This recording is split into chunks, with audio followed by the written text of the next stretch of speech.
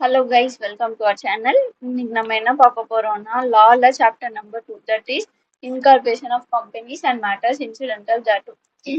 இந்த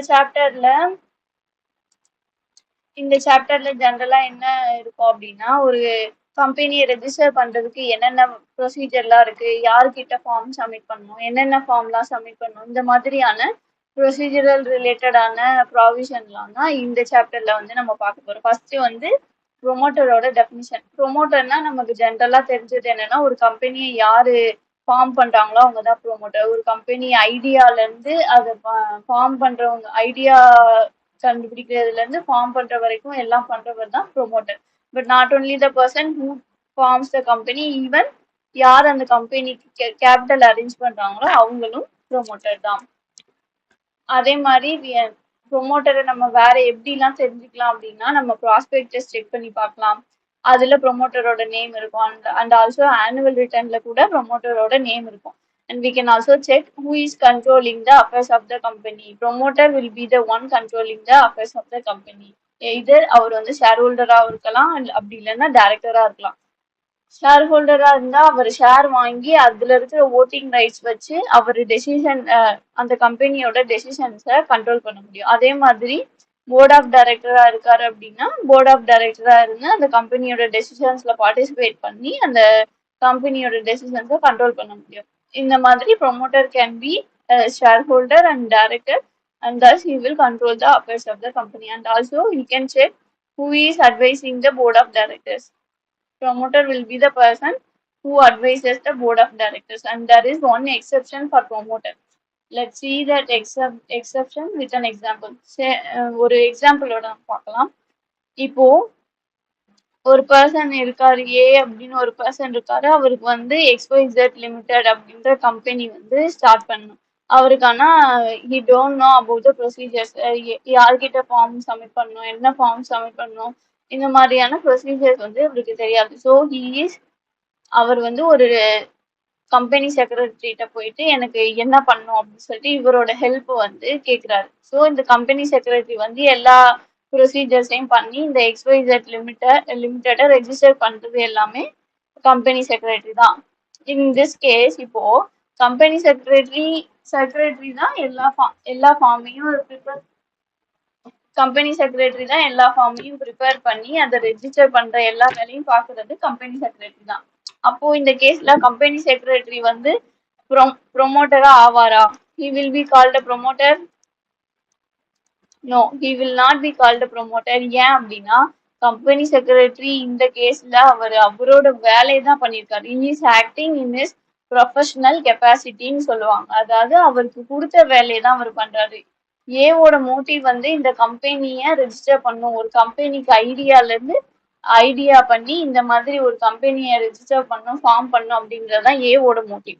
ஆனா இந்த கம்பெனி செக்ரட்டரியோட மோட்டிவ் என்ன அப்படின்னா இவருக்கு வந்து ஒரு புது கம்பெனியை இன்கார்பரேட் பண்ணணுங்கிறது இன்டென்ஷன் கிடையாது. இவரோட இன்டென்ஷன் என்னன்னா சொன்ன வேலையை முடிக்கணும், அதுதான் அவரோட இன்டென்ஷன். அதுக்கு தான் அவருக்கு வந்து ப்ரொஃபஷனல் ஃபீஸ் கொடுத்துருப்பாங்க. So in this case, A is a promoter, ஆனா company secretary is not a promoter. ஏன்னா அவர் ப்ரொஃபஷனல் கெப்பாசிட்டியில ஆக்ட் பண்றாரு. Promoter shall not include a person who is acting merely in professional capacity. அப்புறம் அந்த next topic is formation of company. Section 3 formation of company can be formed in the below 3 types, that is register கம்பெனியா form பண்ணலாம், statutory கம்பெனியா இருக்கலாம், chartered கம்பெனியா கூட இருக்கலாம். இந்த 3 கம்பெனியுமே ஃபர்தரா limited by shares, limited by guarantee and unlimited shares அப்படின்னு சொல்லிட்டு நம்ம டிவைட் பண்ணலாம். லிமிடெட் பை ஷேர்ஸ்னா என்ன அப்படின்னா இன் கேஸ் ஆஃப் கம்பெனி வந்து லிமிடெட் பை ஷேர்ஸ் அப்படின்னா அதோட ஷேர் ஹோல்டரோட லைபிலிட்டி வந்து அந்த ஷேர் வேல்யூக்கு ஈக்குவலா இருக்கும். சப்போஸ் ஒரு ஷேர் ஹோல்டர் வந்து 10 ஷேர்ஸ் வாங்கியிருக்காரு, ஒவ்வொரு ஷேரோட வேல்யூமே 100 அப்படின்னா இந்த டோட்டல் லைபிலிட்டி அவரோட லைபிலிட்டி வந்து 1000 rupees தான். Suppose in case of limited by guarantee company அப்படின்னா அவர் எவ்வளோ கேரண்டி பண்ணியிருக்காரு. இன்கேஸ் அந்த கம்பெனி வைண்டிங் அப்புக்கு போகுது அப்படின்னா வைண்டிங் அப்னா அந்த கம்பெனியை இழுத்து மூடுறாங்கன்னு அர்த்தம். கம்பெனியை க்ளோஸ் பண்றாங்க அப்படின்னா அந்த டைம்ல நான் இவ்வளோ அமௌண்ட் கொடுக்குறேன் அப்படின்னு சொல்லிட்டு அந்த ஷேர் ஹோல்டர் வந்து கேரண்டி கொடுத்துருப்பாரு. அது எவ்வளோ அமௌண்ட்டோ அதுதான் அவரோட லைபிலிட்டி. சப்போஸ் நம்ம ஒரு எக்ஸாம்பிளுக்கு எடுத்துக்கலாம். சப்போஸ் அவர் வந்து 1000 rupees நான் கொடுக்குறேன், அந்த கம்பெனி வந்து வைண்டிங் அப்க்கு போகுது அப்படின்னா நான் 1000 rupees கொடுக்குறேன் அப்படின்னு சொல்லிட்டு அவர் கேரண்டி பண்ணியிருப்பாரு. சப்போஸ் இந்த கேரண்டி கம்பெனி வித் கேபிட்டலா இருக்கு அப்படின்னா இந்த 1000 ருபியோட சேர்த்து அவரோட ஷேர் வேல்யூ என்னவோ அதுவும் அவரோட லைபிலிட்டில ஆட் ஆகும். சப்போஸ் அதே இந்த இந்த ஒரு ஷேர் ஹோல்டர் வந்து 10 rupees ஷேர் 10 ஷேர்ஸ் வந்து 100 rupeesக்கு வாங்கியிருக்காரு அப்படின்னா அவரோட லைபிலிட்டி வந்து 1000. திஸ் 1000 இந்த 1000ம் பிளஸ் அவர் கேரண்டி பண்ண இந்த 1000ம் சேர்த்து அவரோட லைபிலிட்டி, அதாவது அவரோட டோட்டல் லைபிலிட்டி வந்து 2000 அவரோட டோட்டல் லைபிலிட்டி. அதே சப்போஸ் அந்த company limited by company without கேபிட்டலா இருந்ததுன்னா அவருக்கு இந்த 1000 லைபிலிட்டி இருக்காது, ஏன்னா அங்க கேபிட்டலே இருக்காது. அவரோட லைபிலிட்டி வந்து ஒன்லி 1000 rupees. அதே மாதிரி அன்லிமிடெட் கம்பெனி வித் கேபிட்டல் இருக்கலாம், வித்தவுட் கேபிட்டல் இருக்கலாம். Subsection 1 to section 3 provides that for lawful purpose ஒரு கம்பெனியை ஸ்டார்ட் பண்ணணும்னா அது lawful purposeக்காக மட்டும்தான் ஸ்டார்ட் பண்ணணும். ஒரு இல்லீகல் பர்பஸ்க்காக ஒரு கம்பெனியை ஸ்டார்ட் பண்ண முடியாது. அதே மாதிரி by subscribing their name to the memorandum. What is the subscribing their name to the memorandum அப்படின்னா என்ன அப்படின்னா, ஒரு பப்ளிக் கம்பெனினா மினிமம் 7 மெம்பர்ஸ், ஒரு பிரைவேட் கம்பெனினா மினிமம் 2 மெம்பர்ஸ். சப்போஸ் அது 1% கம்பெனியா இருக்கு அப்படின்னா மினிமம் மேக்சிமம் எல்லாமே ஒரே ஒரு பர்சன் தான். 1% கம்பெனியும் பிரைவேட் கம்பெனி தான். பட் பிரைவேட் கம்பெனில ஒரு ஃபார்ம் ஆஃப் கம்பெனி வந்து 1% கம்பெனி. அந்த 1% கம்பெனிக்கு ஒன்லி 1 மெம்பர் தான் இருக்க முடியும். இப்போ வந்து சப்ஸ்கிரைபர்ஸ் டு மெமரண்டம்னா சப்ஸ்கிரைபிங் தேர் நேம் டு மெமரண்டம்னா என்னன்னா, சப்போஸ் பப்ளிக் கம்பெனி ஸ்டார்ட் பண்றாங்க அப்படின்னா இந்த 7 மெம்பர்ஸ் வந்து மினிமம் 7 மெம்பர்ஸ், 7க்கு மேல கூட இருக்கலாம். இந்த 7 மெம்பர்ஸ் வந்து மெமரண்டம்னா எம்ஓஏன்னு சொல்லுவாங்க, மெமரண்டம் ஆஃப் அசோசியேஷன். இது வந்து ஒரு டாக்குமெண்ட். இந்த டாக்குமெண்ட் டிராஃப்ட் பண்ணிட்டு தான் ஒரு கம்பெனியை வந்து ரெஜிஸ்டர் பண்ணவே முடியும். இந்த எம்ஓஏல இந்த 7 மெம்பர்ஸ் சைன் போடணும். அதாவது அவங்க தான் இனிஷியல் ஷேர் ஹோல்டர்ஸ்ன்னு சொல்லுவாங்க.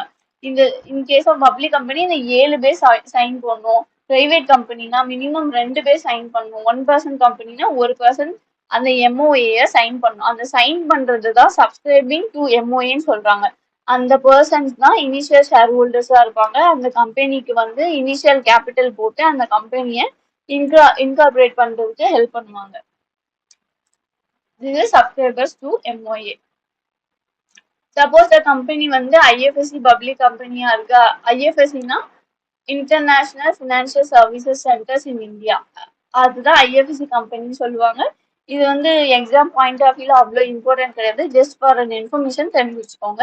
ஐஎஃப்எஸ்சி பப்ளிக் கம்பெனியா இருக்கலாம், ஸ்பெசிஃபைடு ஐஎஃப்எஸ்சி பிரைவேட் கம்பெனியா இருக்கலாம்.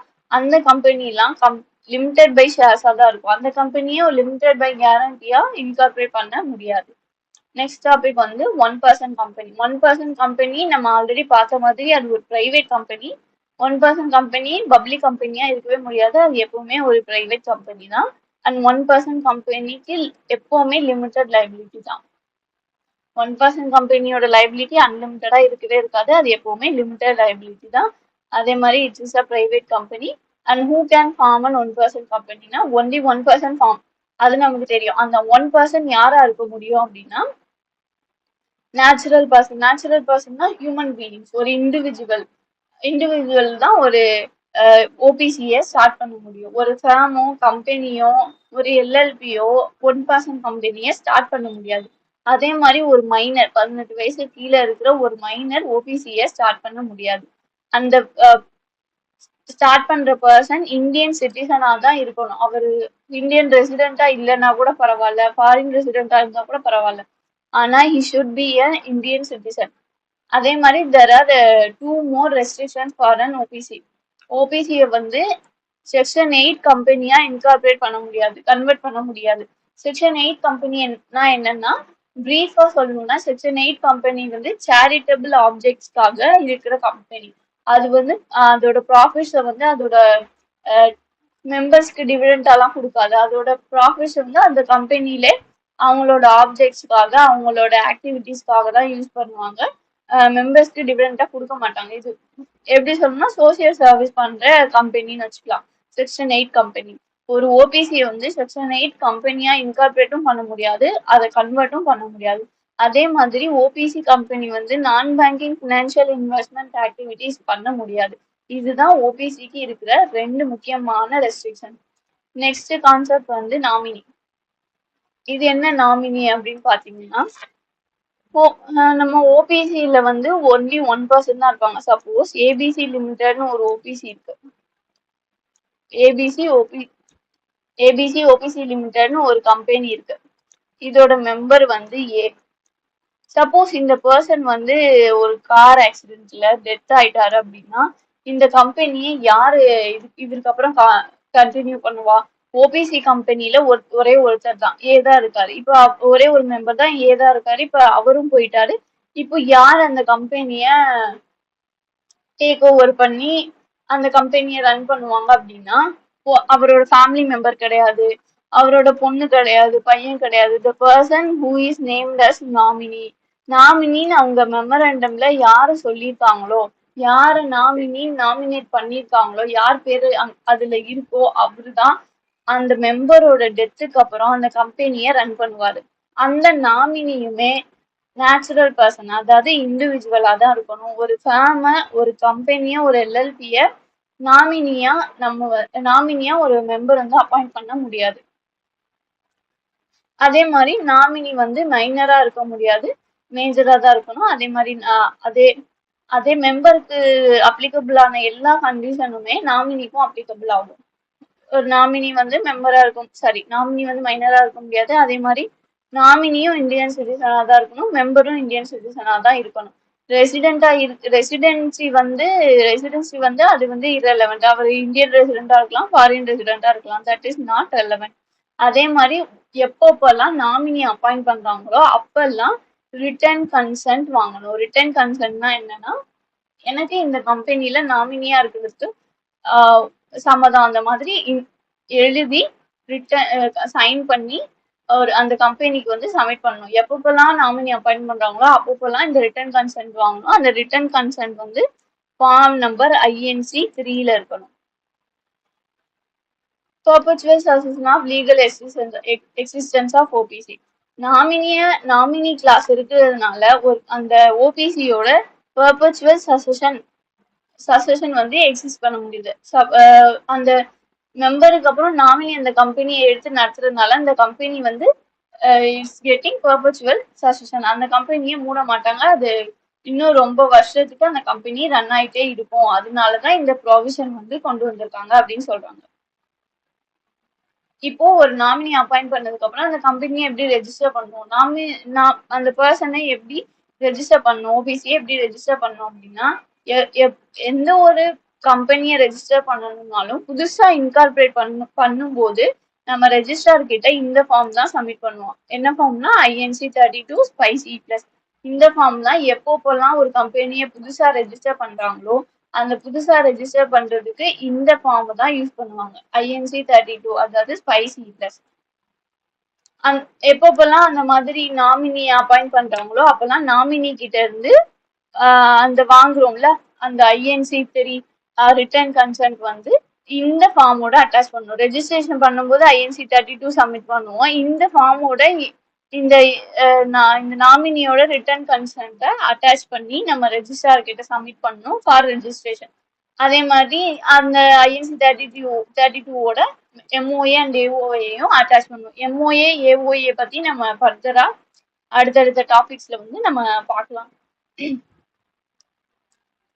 அதே மாதிரி இன்னொரு ப்ரொவிஷன் என்ன கொடுத்துருக்காங்க அப்படின்னா, ஒரு பர்சன் 2 ஓபிசில மெம்பரா இருக்க முடியாது. Natural person shall not B a member of more than 1 OPC. அதாவது ஒரு பர்சன் 2 கம்பெனில மெம்பரா இருக்க முடியாது. ஏங்கிற பர்சனே 2 கம்பெனில மெம்பரா இருக்க முடியாது. ABC லிமிடெட், XYZ லிமிடெட், இந்த மாதிரி 2 கம்பெனில அவர் மெம்பரா இருக்க முடியாது. மெம்பரா இருக்கலாமானா கூடாது. அதே மாதிரி இந்த ஒரு பர்சன் 2 கம்பெனில நாமினியா இருக்கலாமானா நோ, அதுவும் இருக்கக்கூடாது. That is also not allowed in the law. Suppose இந்த ஏங்கிற பர்சன் ஏபிசில மெம்பரா இருக்காரு அண்ட் XYZல நாமினியா இருக்காரு, இது பாசிபிளா அப்படின்னா எஸ், இட் இஸ் அலவுட் இன் த லா. ஒரு பர்சன் வந்து ஒரு கம்பெனில ஒரு ஓபிசில மெம்பராகவும் இன்னொரு ஓபிசில நாமினியாவும் இருக்கலாமானா எஸ், இருக்கலாம். சப்போஸ் இந்த இந்த இந்த கேஸ்ல ஏ வந்து ஏபிசி லிமிடெட்ல மெம்பரா இருக்காரு, XYZ லிமிடெட்ல நாமினியா இருக்காரு. சப்போஸ் இந்த XYZ லிமிடெடோட மெம்பர் இறந்து போயிட்டாரு அப்படின்னா இந்த XYZ லிமிடெட்ல இவர் நாமினியா இல்லாம மெம்பர் ஆயிடுவாரு. இப்போ வந்து அவர் ரெண்டு கம்பெனில மெம்பரா இருக்காரு, ஏபிசி லிமிடெட்லயும் he is a member and now XYZ லிமிடெட்லயும் ஹி இஸ் அ மெம்பர். இப்படி ஆச்சு அப்படின்னா லால என்ன சொல்லியிருக்கு, லால என்ன ப்ரொவிஷன் கொடுத்துருக்காங்க அப்படின்னா அவருக்கு வந்து 180 டேஸ் டைம் இருக்கு. இந்த 180 டேஸ் டைம்குள்ள அவரு ஏதாவது ஒரு கம்பெனில இருந்து வித்ட்ரா பண்ணியே ஆகணும். அந்த 180 டேஸ் டைம் பீரியட் கொடுத்துருக்காங்க அந்த ஏதாவது ஒரு கம்பெனில இருந்து வித்ட்ரா பண்றதுக்கு. Shall not be a nominee of more than one OPC, where a natural person being a member in one person company in accordance with the rules become member in another such company by virtue of his being nominee in that one person company. Such person shall meet the above specified criteria, can be member of only one person company, only one OPC within a period of 180 days. இப்போ நம்ம இங்க பார்த்த example தான் அவங்க வந்து அப்படியே லைன்ல வேர்டிங்ஸா கொடுத்துருக்காங்க. சப்போஸ் ஒரு நாமினி வந்து ரிட்டன் கன்சென்ட் வாங்கி அவரோட பேரை ரெஜிஸ்டர்ட்ட கொடுத்து ரெஜிஸ்டரும் பண்ணியாச்சு, நாமினி அப்பாயிண்ட் பண்ணியாச்சு. சப்போஸ் அந்த நாமினி வித்ட்ரா பண்ணணும்னு நினைச்சா அவரோட கன்சென்ட்டை வித்ட்ரா பண்ணலாமானா yes, he can withdraw his consent. ஆனா வித்ட்ரா பண்றதுக்கு என்ன பண்ணோம் அப்படின்னா அவரு கம்பெனிக்கும் அந்த ஓபிசி மெம்பருக்கும், ஓபிசி கம்பெனிக்கும் அந்த கம்பெனியோட மெம்பருக்கும் ஒரு நோட்டீஸ் கொடுக்கணும். நோட்டீஸ் கொடுத்து அவர் வித்ட்ரா பண்ணிக்கலாம். ஒன்ஸ் அந்த நாமினி வந்து நோட்டீஸ் கொடுத்துட்டாரு அப்படின்னா நோட்டீஸ் அந்த நோட்டீஸ் கம்பெனிக்கு ரிசீவ் ஆன 15 டேஸ்க்குள்ள புது நாமினியை வந்து அப்பாயிண்ட் பண்ணணும். அந்த புது நாமினியை அப்பாயிண்ட் பண்ணதுக்கு அப்புறம் ஆஸ் யூஸ்வல் அந்த புது நாமினி கிட்ட இருந்து ரிட்டர்ன் கன்சென்ட் வாங்கணும், தட் இஸ் INC3 வாங்கணும். எப்பவுமே ஒரு புது நாமினியை அப்பாயிண்ட் பண்றாங்க அப்படின்னா அந்த மெம்பர் வந்து கம்பெனிக்கு ப்ரையரா இன்டிமேஷன் கொடுக்கணும். என்ன இன்டிமேஷன் அப்படின்னா this is the person I am going to nominate, இந்த பர்சன் தான் நான் நாமினேட் பண்ண போறேன், இவரோட டீட்டெயில்ஸ் இதெல்லாம் அந்த மாதிரி கம்பெனிக்கு ப்ரையரா இன்டிமேஷன் கொடுக்கணும். கொடுத்துட்டு தான் அந்த நாமினியை அப்பாயிண்ட் பண்ணிட்டு அதுக்கப்புறம் அவரோட ரிட்டர்ன் கன்சென்ட் வாங்கணும்.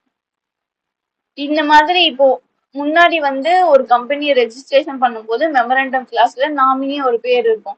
சப்போஸ் இப்போ அந்த நாமினி வித்ட்ரா பண்ணிட்டாரு, வேற ஒரு நாமினி வராங்க. சப்போஸ் மெமரண்டம்ல பின்னு ஒரு நாமினி இருக்காரு, இப்போ அவரு வித்ட்ரா பண்ணிட்டாரு. இப்போ இந்த கேஸ்ல வந்து பிக்கு பதிலா நம்ம ஓன்னு ஒருத்தரை நாமினியா செலக்ட் பண்றோம். இப்போ மெமரண்டம்ல அவரோட பேரு மாறும், பின்னு இருக்கிற பேரு வந்து இப்போ ஓன்னு மாறும். இது வந்து அல்ட்ரேஷன் ஆஃப் மெமரண்டமா அப்படின்னா டெக்னிக்கலா பார்த்தா இது வந்து நம்ம ஒரு சேஞ்ச் பண்றோம், திஸ் இஸ் அல்ட்ரேஷன். பட் லால அல்ட்ரேஷனுக்கு ஒரு டெஃபினேஷன் இருக்கு. அந்த டெஃபினேஷன் படி MOAல இது this is alteration of memorandum ஆனா கிடையாது. ஏன் கிடையாது அப்படின்னா அல்ட்ரேஷன் ஆஃப் மெமரண்டம்னா என்ன அப்படின்னா ஒரு பர்டிகுலர் ப்ராவிஷனையே மாத்துறது தான் அல்டரேஷன் ஆஃப் மெமரண்டம். இது வந்து it is just a change, நாமினில ஒரு சின்ன சேஞ்ச் தான். இது வந்து அல்ட்ரேஷன் ஆஃப் மெமரண்டம் ஆகாது. Shall not be deem to be an alteration of memorandum. Alteration of மெமரண்டம்னா என்ன அப்படின்னு ஃபர்தரா அடுத்த டாபிக்ல வந்து நம்ம பார்ப்போம். Then replacing of nominee with another one. Suppose the மெம்பருக்கு வேற ஒரு நாமினி அப்பாயிண்ட் பண்ணணும் அப்படின்னா அவர் அப்பாயிண்ட் பண்ணலாமா, சேஞ்ச் பண்ணிக்கலாமா அப்படின்னா yes, he can change the nominee. Particular ரீசனுக்குன்னு இல்லை, எனி ரீசனுக்கு வேணா he can change at any point of time. அவருக்கு எப்போ தோணுதோ அப்போ வந்து அந்த நாமினியை வந்து he can change, he can nominate another person.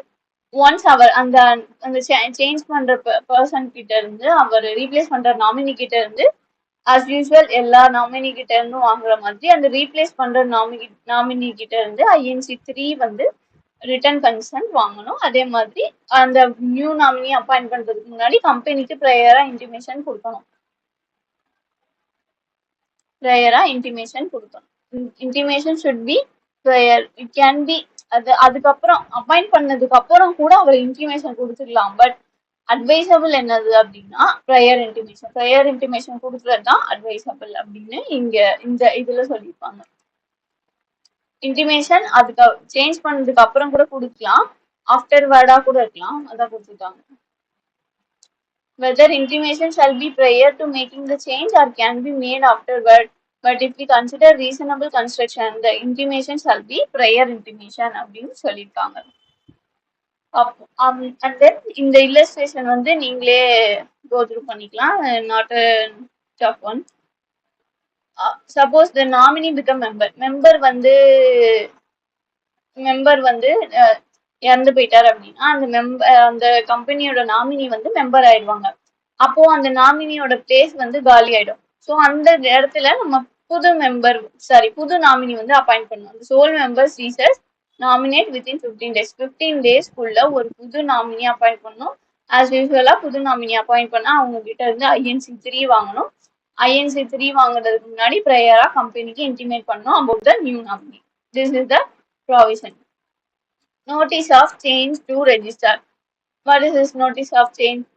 In all the three cases, withdrawal of consent இருக்கட்டும், அந்த நாமினியே வித்ட்ரா பண்ணாலும் ஓகே, ரீப்ளேசிங் மெம்பர் வந்து நாமினியை ரீப்ளேஸ் பண்ணாலும் சரி, நாமினி வந்து மெம்பர் ஆனாலும் சரி, இந்த all the three cases new nominee appoint பண்றோம். ஸோ நியூ நாமினி அப்பாயிண்ட் பண்ணோடனே நம்ம அதை வந்து ரெஜிஸ்ட்ரார் கிட்ட ரெஜிஸ்டர் பண்ணணும். அது எப்படி ரெஜிஸ்டர் பண்ணும் அப்படிங்கிறது தான் இதுல கொடுத்துருக்காங்க. வித்தின் 30 daysக்குள்ள ரெஜிஸ்டர் பண்ணணும். சப்போஸ் வித்ட்ராவல் அப்படின்னா அந்த வித்ட்ராவல் அப்படின்னா அந்த நாமினி வந்து கம்பெனிக்கும் OPC மெம்பருக்கும் ஒரு நோட்டீஸ் கொடுப்பாரு. அந்த நோட்டீஸ் ரிசிப்ட் ஆன டேட்ல இருந்து 30 daysக்குள்ள புது நாமினியை நம்ம ரெஜிஸ்டர் பண்ணணும். 15 daysக்குள்ள அப்பாயிண்ட் பண்ணணும், 30 daysக்குள்ள ரெஜிஸ்டர் பண்ணணும். அதே மாதிரி இன் கேஸ் ஆஃப் ரீப்ளேஸ் பண்றாங்க, மெம்பரே ரீப்ளேஸ் பண்றாரு அப்படின்னா கம்பெனிக்கே ப்ரையர் இன்டிமேஷன் கொடுப்பார்ல, அந்த டேட்ல இருந்து 30 daysக்குள்ள ரெஜிஸ்டர் பண்ணணும். அதே மாதிரி தான் செஷன் நாமினி மெம்பர் ஆயிட்டாரு அப்படின்னா அந்த கம்பெனிக்கு அந்த ப்ரையரா இன்டிமேஷன் கொடுப்பார்ல புது நாமினி அப்பாயிண்ட் பண்ணதும், அந்த இன்டிமேஷன் கொடுத்ததுல இருந்து 30 daysக்குள்ள நம்ம ரெஜிஸ்ட்ரார் கிட்ட ரெஜிஸ்டர் பண்ணணும். எப்படி ரெஜிஸ்டர் பண்ணணும், அதுக்கு என்ன ஃபார்ம் அப்படின்னா INC 4. அப்போ நம்ம INC 32ன்னு ஒன்று பார்த்தோமே, அது என்ன அப்படின்னா INC 32 வந்து புதுசா ஒரு கம்பெனியை ரெஜிஸ்டர் பண்றதுக்கு, நியூவா ஒரு கம்பெனியை ரெஜிஸ்டர் பண்றதுக்கு தான் INC 32.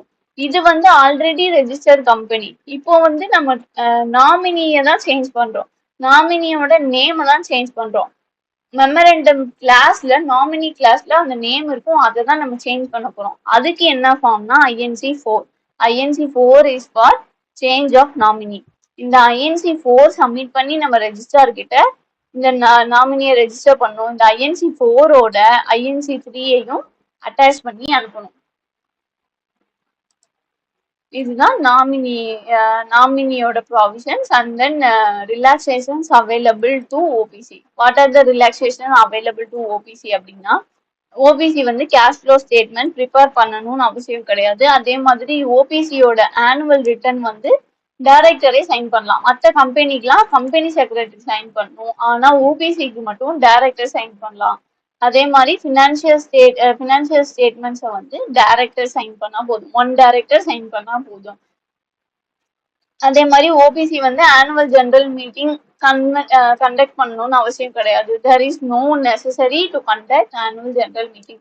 Annual general meeting conduct பண்ற அந்த கண்டிஷன் வந்து OPCக்கு அப்ளை ஆகாது. அதே மாதிரி போர்ட் ஆஃப் டைரக்டர்ஸ் மீட்டிங் வந்து ஒன்ஸ் இன் half year, அதாவது 6 monthsக்கு ஒன்ஸ் வச்சா போதும். போர்ட் ஆஃப் டைரக்டர்ஸ் மீட்டிங் வந்து 1 meeting of board of directors in each half of a calendar year. அதே மாதிரி ஃபினான்ஷியல் ஸ்டேட்மெண்ட்ஸை வந்து 6 monthsக்குள்ள சப்மிட் பண்ணா போதும், 30 daysக்குள்ள சப்மிட் பண்ணணும்னு கிடையாது. மற்ற எல்லா கம்பெனியும் 30 daysக்குள்ள சப்மிட் பண்ணணும், OPCக்கு மட்டும் 6 monthsக்குள்ள சப்மிட் பண்ணா போதும். ஸோ OPCயோட ப்ராவிஷன்ஸ் எல்லாம் கம்ப்ளீட் பண்ணிட்டோம். நெக்ஸ்ட் வந்து member severally liable in certain cases. அதாவது இதுல என்ன கொடுத்துருக்காங்க அப்படின்னா, ஒரு எக்ஸாம்பிளோட பார்க்கும்போது இன்னும் ஈஸியா இருக்கும். சப்போஸ் ஒரு கம்பெனி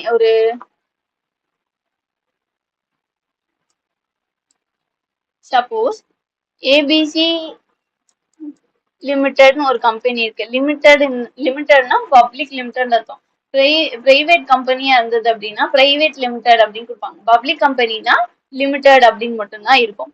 ஏபிசி லிமிடெட் இந்த கம்பெனில A B C D E F G அப்படின்னு 7 மெம்பர் இருக்காங்க. ஒரு பப்ளிக் கம்பெனிக்கு எத்தனை மினிமம் நம்பர் ஆஃப் மெம்பர்ஸ்னா we need to have at least 7 members. That is minimum requirement. Minimum requirement நமக்கு 7 members தேவை.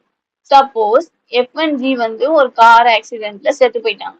எஃப்என்ஜி வந்து இஸ் நோ மோர், அவங்க மர்கையா.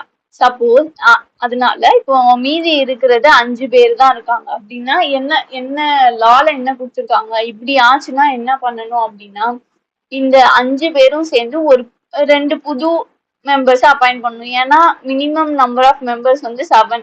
இப்போ வந்து நம்ம கிட்ட 5 பேர் தான் இருக்காங்க. ஸோ மீதி 2 பேரை அப்பாயிண்ட் பண்ணணும். ஸோ அதுக்கு எவ்வளோ டைம் கொடுத்துருக்காங்க அப்படின்னா 6 months. 6 monthsக்குள்ள அவங்க வந்து அந்த புதுசா 2 மெம்பரை அப்பாயிண்ட் பண்ணணும். சப்போஸ் அவங்க 6 monthக்குள்ள பண்ணல அப்படின்னா என்ன ஆகும்? லால என்ன கொடுத்துருக்காங்க அப்படின்னா 6 monthsக்குள்ள அவங்க பண்ணல அப்படின்னா இந்த கம்பெனில மினிமம் நம்பர் ஆஃப் மெம்பர்ஸ் இல்ல அப்படின்னு தெரிஞ்சு யாரெல்லாம் இந்த கம்பெனியை ரன் பண்றாங்க. சப்போஸ் இந்த கேஸ்ல நம்ம ஈக்கு வந்து தெரியாதுன்னு வச்சுக்கலாம். எஃப்என்ஜி செத்து போனது வந்து ஈக்கு தெரியாது. ஈக்கு தெரியவே தெரியாது. ஏதோ ஒரு ரீசன்னால ஈக்கு வந்து அந்த விஷயமே போல அவருக்கு தெரியவே தெரியாது. ஏபிசிடி இவங்க 4 பேருக்கு தான் அவர் எஃப்என்ஜி இல்ல, நம்ம கம்பெனில மினிமம் நம்பர் ஆஃப் மெம்பர்ஸ் கூட இல்ல, 5 பேர் தான் இருக்கும், 5 பேரை வச்சு ஒரு பப்ளிக் கம்பெனி நடத்தக்கூடாது, பட் நம்ம அதை ரன் பண்ணிட்டு இருக்கோம் தெரிஞ்சே இந்த 4 பேர் அந்த கம்பெனியை ரன் பண்றாங்க அப்படின்னா அந்த அந்த 4 பேர் தான் லயபிள் ஆவாங்க. எதுக்கு அப்படின்னா for the debts of the company contracted after 6 months. இந்த 6 monthsக்கு அப்புறம் என்னென்ன அந்த கம்பெனி என்னென்ன டெட்ஸ்லாம் கான்ட்ராக்ட் பண்ணாங்களோ அந்த டெட்ஸுக்குலாம் இந்த 4 people தான் will be liable. வந்து liable ஆக மாட்டாரு after 6 months. Before 6 months everybody is liable. யாரெல்லாம் இருக்காங்களோ, அதாவது before 6 monthsனா 5 பேர், before 6 monthsனா 5 people will be liable. After 6 monthsனா 4 people will be liable. இது எப்படி law termல சொல்லணும் அப்படின்னா person who are aware of the fact, in our case ABCD, in these people the person who are cognizant or aware of the fact will be liable for the debts of the company contracted after 6 months. This is not given in the provision. Let's read out the provision. The number of members of the company is reduced to below 7 or 2 in case of public and private company. For public company it is 7, private company it is 2 respectively. And such company carries on business for more than 6 months. 6 மாசத்துக்கு மேல business run பண்றாங்க with reduced number of members. Minimum numbers விட கம்மியா with reduced number of members. Every such person who carries on business after those 6 months, 6 monthsக்கு அப்புறம் is cognizant or aware. Cognizantனா அவர் யாருக்கு தெரியும், அந்த fact யாருக்கு தெரியும், of the fact that business is carried with reduced members. Such members are liable for the payment of the whole of the debts of the company contracted during that time. That time na after the elapse of 6 months. 6 monthsக்கு முன்னாடி எல்லாருமே liable. After 6 months யாருக்கெல்லாம் அந்த fact தெரியுமோ அவங்க மட்டும்தான் liable ஆவாங்க. இந்த example and illustration நீங்களே go through பண்ணிக்கலாம். Next section வந்து section 7 incorporation of company. இந்த செக்ஷன்ல என்ன கொடுத்துருக்காங்க அப்படின்னா ஒரு கம்பெனியை இன்கார்பரேட் பண்றதுக்கான உண்மையான ப்ரொசீஜர்ஸ் என்ன, உண்மையில என்னென்னலாம் பண்ணணும், என்னென்ன ஃபார்ம்லாம் சப்மிட் பண்ணணும், அந்த மாதிரியான ப்ரொசீஜர்ஸ் ரிலேட்டடான ப்ராவிஷன்ஸ் தான் இந்த இதுல கொடுத்துருக்காங்க. ஃபர்ஸ்ட் என்ன பண்ணணும், நம்ம டெட்டர்மைன் பண்ணணும் வெதர் அந்த கம்பெனி இஸ் அ பிரைவேட் கம்பெனியா ஆர் பப்ளிக் கம்பெனி அப்படின்னு நம்ம ஃபர்ஸ்ட் டெட்டர்மைன் பண்ணணும். பிரைவேட் கம்பெனினா நமக்கு 2 பேர் இருந்தா போதும், பப்ளிக் கம்பெனினா மினிமம் 7 மெம்பர்ஸ் வேணும். ஒன்ஸ் அதை டெட்டர்மைன் பண்ணதுக்கு அப்புறம் ரிசர்வேஷன் ஆஃப் நேம், அந்த கம்பெனியோட நேம் செலக்ட் பண்ணி அதை ரெஜிஸ்ட்ரார் கிட்ட அப்ளை பண்ணி ரிசர்வ் பண்ணும். அப்புறம் MOA அண்ட் AOA டிராஃப்ட் பண்ணி சைன் பண்ணும். MOA AOA எப்படி சைன் பண்றது இதெல்லாம் நம்ம ஃபர்தரா பார்க்கலாம். அதே மாதிரி ஸ்டாச்சுட்டரி டிக்ளரேஷன் இதெல்லாம் நம்ம அடுத்தடுத்த இதுல கொஞ்சம் டீடைலா பார்க்கலாம். அதே மாதிரி கன்சென்ட் ஆஃப் டைரக்டர்ஸ், அப்புறம் submission of MOA and AOA. Once அது சைன் பண்ணதுக்கு அப்புறம் அதை ரெஜிஸ்ட்ரார் கிட்ட சப்மிட் பண்ணணும். அப்புறம் ஃபீஸ் பே பண்ணி ஸ்டாம்ப் டியூட்டி பே பண்ணணும். அதுக்கப்புறம் ரெஜிஸ்டர் எல்லாம் கரெக்டா இருந்தது அப்படின்னா சர்டிபிகேட் கொடுப்பாங்க. அந்த சர்டிபிகேட் ஆஃப் இன்கார்பரேஷன் வந்ததுக்கு அப்புறம் நம்ம ரெஜிஸ்டர் ஆஃபீஸோட அட்ரஸை டிக்ளேர் பண்ணணும்.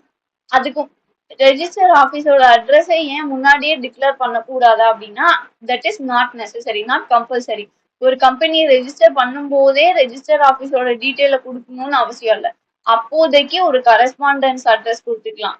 கரஸ்பாண்டன்ட் அட்ரஸ்னா என்ன அப்படின்னா அந்த கம்பெனிக்கு ஏதாவது நோட்டீஸ் அனுப்பணும், ஏதாவது கம்யூனிகேஷன் பண்ணணும் அப்படின்னா எந்த அட்ரஸ்க்கு அனுப்பணும், அதுதான் கரஸ்பாண்டன்ஸ். இது வந்து டெம்பரரியான ஒரு அட்ரஸ் கொடுத்து கம்பெனியை ரெஜிஸ்டர் பண்ணிட்டு அந்த கம்பெனி ரெஜிஸ்டர் ஆனதுக்கு அப்புறம் ஒரு பர்டிகுலர் டைம் பீரியட் இருக்கு. அது என்னன்னு சொல்லிட்டு நம்ம ஃபர்தரா பார்க்கலாம். அந்த பர்டிகுலர் டைம் பீரியடுக்குள்ள ரெஜிஸ்டர் ஆஃபீஸ் வந்து ஃபிக்ஸ் பண்ணி ரெஜிஸ்டர் ஆஃபீஸ் ஒன்று புதுசாக கட்டி அதுக்கு ஒரு அட்ரஸ் எல்லாம் வாங்கி அந்த புது ரெஜிஸ்டர் ஆஃபீஸோட அட்ரஸை ரெஜிஸ்டர் கிட்ட கொடுத்து நம்ம அதை வந்து ரெஜிஸ்டர் பண்ணிக்கணும். அதே மாதிரி இன்னொரு டிக்ளரேஷனும் நம்ம பண்ணணும். என்ன அப்படின்னா எல்லா சப்ஸ்கிரைபரும் அவங்க ஷேர் வேல்யூவை பே பண்ணிட்டாங்க. All the subscribers have paid the value of shares agreed to be taken by him. அவங்க என்ன எவ்வளோ ஷேர் வாங்கியிருக்காங்களோ அதோட வேல்யூவை பே பண்ணிட்டாங்க அப்படின்னு சொல்லிட்டு ஒரு டெக்ளரேஷன் கொடுக்கணும். அதுக்கப்புறம் filing of the documents and information. அதாவது இப்போ நம்ம பார்த்தோம்ல என்னென்ன சப்மிட் பண்ணோம், statutory declaration, consent of directors, MOA AOA இதெல்லாம் எப்படி சப்மிட் பண்ணணும், யார்கிட்ட சப்மிட் பண்ணணும் அப்படின்னா ரெஜிஸ்ட்ரார் கிட்ட சப்மிட் பண்ணணும். அஸ் யூஸ்வல் நம்ம OPCல பார்த்த மாதிரி எந்த ஒரு கம்பெனியை புதுசா ரெஜிஸ்டர் பண்ணாலுமே அதுக்குரிய form INC32 spicy plus submit பண்ணி நம்ம அந்த கம்பெனியை ரெஜிஸ்டர் பண்ணணும். இந்த INC32 ஸ்பைசி பிளஸ் அப்படின்னா என்ன அப்படின்னா simplified proforma for incorporating a company electronically. அதாவது ஒரு வெப்சைட்ல ஒரு கம்பெனியை அது ஆன்லைன்ல ரெஜிஸ்டர் பண்றதுதான் இந்த ஸ்பைசி பிளஸ். இந்த ஸ்பைசி பிளஸ்ல 10 சர்வீசஸ் ப்ரொவைட் பண்றாங்க. அதாவது ஒரு கம்பெனியை ரெஜிஸ்டர் பண்ணணும்னா நிறைய மினிஸ்ட்ரிஸ், நிறைய டிபார்ட்மெண்ட் கிட்ட நிறைய ஃபார்ம் சப்மிட் பண்ணணும். ஆனா இந்த ஸ்பைசி பிளஸ்ல நம்ம ஒருக்கா சப்மிட் பண்ணாலே போதும். எல்லா யாருக்கெல்லாம் எந்தெந்த டிபார்ட்மெண்ட்டுக்கெல்லாம் அந்த ஃபார்ம்ஸ் போகணுமோ அது தானாவே போயிடும். Offering 10 services by 3 central government ministries and departments. 3 விதமான சென்ட்ரல் கவர்மெண்ட் மினிஸ்ட்ரி அண்ட் டிபார்ட்மெண்ட்ஸ்க்கு அது வந்து சர்வீஸ் ஆஃபர் பண்ணுது. அதாவது ministry of corporate affairs, ministry of labour and department, revenue and ministry of finance. ஒவ்வொரு டிபார்ட்மெண்ட்டுக்கும் தனியா நம்ம அப்ளை பண்றது பதிலாக இந்த ஸ்பைசி பிளஸ்ல அப்ளை பண்ணோம் அப்படின்னா அதுவே அந்த டிபார்ட்மெண்ட்டுக்கு போயிடும். இதனால என்ன பெனிஃபிட் அப்படின்னா டைம் அண்ட் காஸ்ட் சேவ் ஆகும். எல்லா மினிஸ்ட்ரிக்கும் தனித்தனியா அப்ளை பண்ணும்போது நமக்கு டைமும் நிறைய செலவாகும், காஸ்ட் நிறைய அதிகமாகும். அதனால ஸ்பைசி பிளஸ்ல வந்து அந்த ப்ராப்ளம் வந்து சால்வ் ஆயிடும். டைம் அண்ட் காஸ்ட் சேவிங்கா இருக்கும் ஸ்பைசி பிளஸ். இந்த INC32 and spicy plus submit பண்ணும்போது நம்ம இந்த ஃபாலோயிங் டாக்குமெண்ட்ஸ்லாம் அட்டாச் பண்ணுவோம். என்னென்ன டாக்குமெண்ட்ஸ்னா நம்ம ஆல்ரெடி இங்க பார்த்தது தான். MOA AOA, statutory declaration, consent of directors, இந்த மாதிரி இன்னும் சில டாக்குமெண்ட்ஸ் இருக்கு. அது ஒன்னொன்னா நம்ம வந்து இப்போ டீடைல்டா பார்க்க. ஓகே, ஃபர்ஸ்ட் டாக்குமெண்ட் வந்து memorandum of association and articles of association. EMOA வந்து INC33 ஃபார்ம்ல இருக்கணும் அண்ட் AOA வந்து INC34 ஃபார்ம்ல இருக்கணும். இது வந்து நார்மலா ஜென்ரலா எல்லா கம்பெனிஸ்க்கும், ஜென்ரல் கம்பெனிஸ்க்கு. சில கம்பெனிஸ்க்கு வந்து இந்த ஃபார்ம் நம்பர் வந்து மாறும். இந்த 33, 34 வந்து இது ஜென்ரல் எல்லா கம்பெனிக்கும் அப்ளிகபிள். அன்டில் அண்ட் அன்லெஸ் வேற எதுவும் ஃபார்ம் நம்பர் அந்த கம்பெனிக்குன்னு ஸ்பெசிஃபிக்கா மென்ஷன் பண்ணலன்னா MOA வந்து 33 ஃபார்ம்ல இருக்கணும் அண்ட் AOA வந்து 34 ஃபார்ம்ல இருக்கணும். அந்த MOA அண்ட் AOA ரெண்டுமே should be signed by all the subscribers. அந்த கம்பெனியோட சப்ஸ்கிரைபர்ஸ் எல்லாருமே MOA-வையும் சைன் பண்ணிக்கணும், AOA ரெண்டு டாக்குமெண்ட்டையுமே சைன் பண்ணிக்கணும். எப்படி சைன் பண்ணணும் அப்படிங்கிறது தான் இந்த பாயிண்ட்ல சொல்லியிருக்காங்க. ஈச் சப்ஸ்கிரைபர் அவங்க சைன் பண்ணும்போது அவங்க நேம், அட்ரஸ், டிஸ்கிரிப்ஷன், ஆக்குபேஷன் இந்த மாதிரி அவங்க டீடைல்ஸ் எல்லாம் கொடுக்கணும். அப்புறம் அவங்க டீடைல்ஸ் எல்லாம் ஒரு விட்னஸ் வந்து அவரோட சிக்னேச்சர் போட்டு அட்டாச் பண்ணணும், அதாவது வெரிஃபை பண்ணணும். ஒரு விட்னஸ் முன்னாடி தான் எல்லா சப்ஸ்கிரைபருமே அவங்களோட நேம், அட்ரஸ், டிஸ்கிரிப்ஷன், ஆக்குபேஷன் எல்லாத்தையும் போட்டு சைன் பண்ணிட்டு அந்த விட்னஸும் அவரோட சிக்னேச்சர் அண்ட் அவரோட டீடைல்ஸ், அவரோட நேம், அட்ரஸ், டிஸ்கிரிப்ஷன் இந்த மாதிரி அவரோட டீடைல்ஸையும் போட்டு சைன் பண்ணணும். அதுக்கப்புறம் சப்போஸ் அந்த சப்ஸ்கிரைபர் வந்து இல்லட்ரேட்டா இருக்காரு அப்படின்னா அவரால் சைன் பண்ண முடியாது. இன் தட் கேஸ் அவர் இல்லட்ரேட் அப்படின்னா அவரோட தம்ப் இம்ப்ரெஷன், அதாவது கைரேகை தம்ப் இம்ப்ரெஷன் வந்து அவர் அஃபிக்ஸ் பண்ணலாம். Affix is thumb impression. And suppose is இல்லட்ரேட்னா அவருக்கு பதிலாக ஒருத்தர் வந்து அவரோட அந்த தம்ப் இம்ப்ரெஷனை அத்தன்டிகேட் பண்ணும். அவர் எப்படி அத்தன்டிகேட் பண்ணுவார்னா அவர் சைன் பண்ணி அந்த தம்ப் இம்ப்ரெஷனை அத்தன்டிகேட் பண்ணுவாரு. அந்த பர்சன் யாரு வந்து சைன் பண்றாங்களோ அவங்க வந்து அந்த இல்லட்ரேட் வந்து எவ்வளவு நம்பர் ஆஃப் ஷேர்ஸ் வாங்கியிருக்காரு, அவரோட நேம் என்ன அப்படின்ற டீடைல்ஸ் எல்லாம் இந்த சைன் பண்ற பர்சன் வந்து அந்த எம்ஓஏல வந்து எழுதணும். Right person writing for him who shall place the name of the subscriber against or below the mark. அந்த தம்ப் இம்ப்ரெஷனுக்கு கீழே இந்த பர்சன் சைன் பண்ற பர்சன் வந்து அந்த சப்ஸ்கிரைபரோட நேம், அந்த நம்பர் ஆஃப் ஷேர்ஸ் அவர் எவ்வளவு எடுத்திருக்காரு அப்படின்றத அந்த தம்ப் இம்ப்ரெஷன் கீழே எழுதணும். அப்புறம் suppose the subscriber is a body corporate அப்படின்னா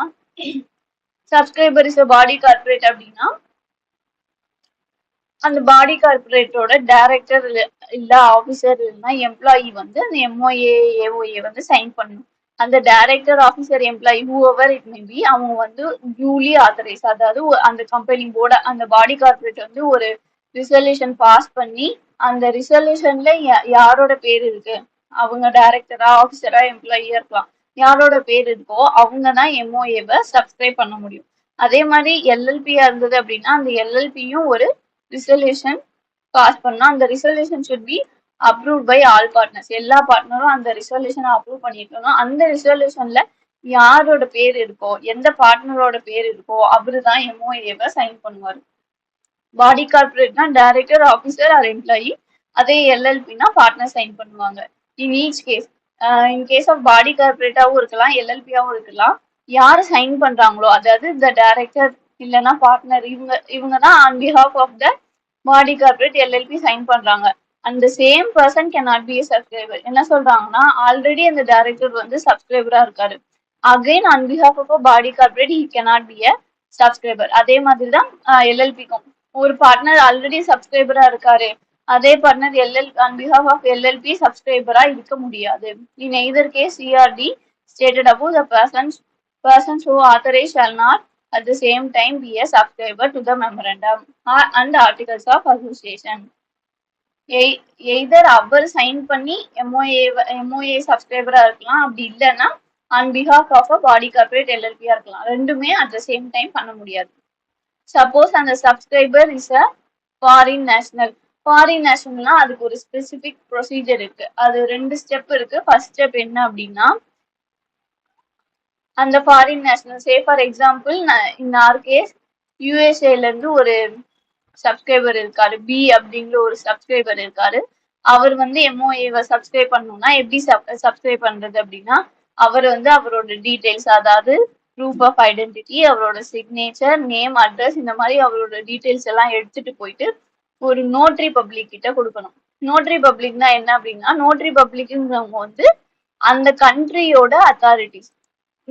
இந்த கேஸ்ல யூஎஸ்ஏவோட அத்தாரிட்டி தான் இந்த நோட்ரி பப்ளிக். இவங்க என்ன பண்ணுவாங்க அப்படின்னா இந்த பி கொடுத்தாருல இந்த டீடைல்ஸ் அதெல்லாம் செக் பண்ணி வெரிஃபை பண்ணி இது எல்லாமே கரெக்டா இருக்கா, ஏதாவது இஸ் தேர் எனி ஃப்ராட் அது ஏதாவது மிஸ்டேக்ஸ் இருக்கா அப்படின்னு செக் பண்ணிட்டு அவர் ஒரு சர்டிபிகேட் இஷ்யூ பண்ணுவார். எல்லாமே கரெக்டா இருக்கு அப்படின்னா அவர் ஒரு சர்டிபிகேட் இஷ்யூ பண்ணுவார். இதுதான் ஃபர்ஸ்ட் ஸ்டெப். செகண்ட் ஸ்டெப் என்ன அப்படின்னா அதுக்கு முன்னாடி நம்ம ஒன்று செக் பண்ணணும். அந்த கண்ட்ரி, இந்த கேஸ்ல வந்து USA is a part of காமன்வெல்த்தா. காமன்வெல்த் அப்படின்னா என்னன்னா இது ஒரு ஆர்கனைசேஷன், இதுல வந்து நிறைய கண்ட்ரிஸ் வந்து மெம்பரா இருக்காங்க. சப்போஸ் இந்த யூஎஸ்ஏ வந்து காமன்வெல்த் ஆர்கனைசேஷன்ல ஒரு மெம்பரா அப்படின்னு பார்க்கணும். அப்படி இல்லை அப்படின்னா ஹாக் அப்போஸ்டல் கன்வென்ஷன் இதுல ஒரு மெம்பரா இருக்காங்க, மெம்பரா இருக்காங்களாம் பார்க்கணும். இது என்னது ஹாக் அப்போஸ்டல் கன்வென்ஷன் அப்படின்னா இது வந்து ஒரு லைக் ப்ரொசீஜர். இது என்ன ப்ரொசீஜர் அப்படின்னா இந்த மாதிரி வெரிஃபிகேஷன் ஒரு ஒரு கண்ட்ரில இருந்து இன்னொரு கண்ட்ரிக்கு வந்து டாக்குமெண்ட் சைன் பண்றது இந்த ப்ரொசீஜர் எல்லாம் சிம்பிளிஃபை பண்றதுக்காக கொண்டு வந்தது தான் இந்த ஹாக் அப்போஸ்டல் கன்வென்ஷன்.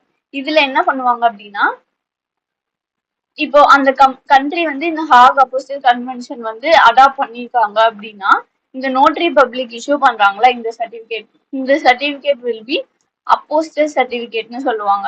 சப்போஸ் அந்த கண்ட்ரி வந்து இந்த ஹாக் அப்போஸ்டல்ல அடாப்ட் பண்ணியிருந்தாங்கன்னா இந்த நோட்டரி பப்ளிக் இஷ்யூ பண்ற சர்டிபிகேட் வந்து அப்போஸ்டல் சர்டிபிகேட் அப்படின்னு சொல்லுவாங்க. இது இந்த ரெண்டு கேஸ்லயும் அதாவது இப்போ அந்த கண்ட்ரி வந்து காமன்வெல்த்ல ஒரு மெம்பராவோ இல்லைன்னா ஹாக் அப்போஸ்டல் கன்வென்ஷன்ல ஒரு மெம்பராவோ இருந்துச்சு அப்படின்னா இந்த நோட்டரி பப்ளிக்கோட சர்டிபிகேட் வந்து ஃபர்தரா வெரிஃபை பண்ண தேவையில்லை. இந்த நோட்டரி பப்ளிக் சர்டிபிகேட்டே ஃபைனலா எடுத்துக்கலாம். சப்போஸ் அந்த கண்ட்ரி வந்து ஹாக் அப்போஸ்டல் கன்வென்ஷன்ல மெம்பரா இல்ல காமன்வெல்த் ஆர்கனைசேஷன்லயும் மெம்பரா இல்ல ரெண்டுலயுமே மெம்பரா இல்ல அப்படின்னா இந்த நோட்டரி பப்ளிக் இஷ்யூ பண்றாங்களே இந்த சர்டிபிகேட்டை ஃபர்தரா இன்னொரு பீப்புள் வந்து செக் பண்ணி வெரிஃபை பண்ணி இன்னொரு சர்டிபிகேட் இஷ்யூ பண்ணுவாங்க. அது யாரு அப்படின்னா diplomatic or councillor officer. Diplomatic or councillor officer வந்து செக் பண்ணி ஃபர்தரா இன்னொரு சர்டிபிகேட் வந்து இஷ்யூ பண்ணணும். இதுதான் ஒரு ஃபாரின் நேஷனல் ஒரு இந்தியன் கம்பெனியோட எம்ஓஏவை ஏஓஏவை சப்ஸ்கிரைப் பண்ணணும்னா பண்ண வேண்டிய ப்ரொசீஜர். என்ன பண்ணணும்னா அவர் வந்து அது நோட்டரி பப்ளிக் கிட்ட எடுத்துட்டு போகணும். அவர் வந்து ஒரு சர்டிபிகேட் இஷ்யூ பண்ணுவாரு. சப்போஸ் அந்த கம்பெனி வந்து காமன்வெல்த்ல ஒரு ஆர்கனைசேஷன் ஒரு மெம்பரா இல்ல அப்படின்னா ஹாக் அப்போஸ்டல் கன்வென்ஷன்லயும் ஒரு மெம்பரா இல்ல அப்படின்னா அந்த சர்டிபிகேட் வந்து ஃபர்தரா டிப்ளமேட்டிக் ஆர் கவுன்சிலர் ஆபீசர் வந்து வெரிஃபை பண்ணி செக் பண்ணுவாரு. நோட்டரைஸ் அப்படின்னா என்னன்னா இந்த செக் பண்ணி வெரிஃபை பண்ணி ஒரு சர்டிபிகேட் இஷ்யூ பண்றாங்களே இதுதான் நோட்டரைஸ்ட் அப்படின்னு வந்து சொல்லுவாங்க. அவர் சைன் பண்ணி ஒரு சர்டிபிகேட் இஷ்யூ பண்றது பேர் தான் நோட்டரைஸ்ட். Where a subscriber to the memorandum is a foreign national residing outside India, his signature and address on the MOA, articles of association and proof of identity shall be notarized by a notary public with a certificate. He shall also need to issue a certificate.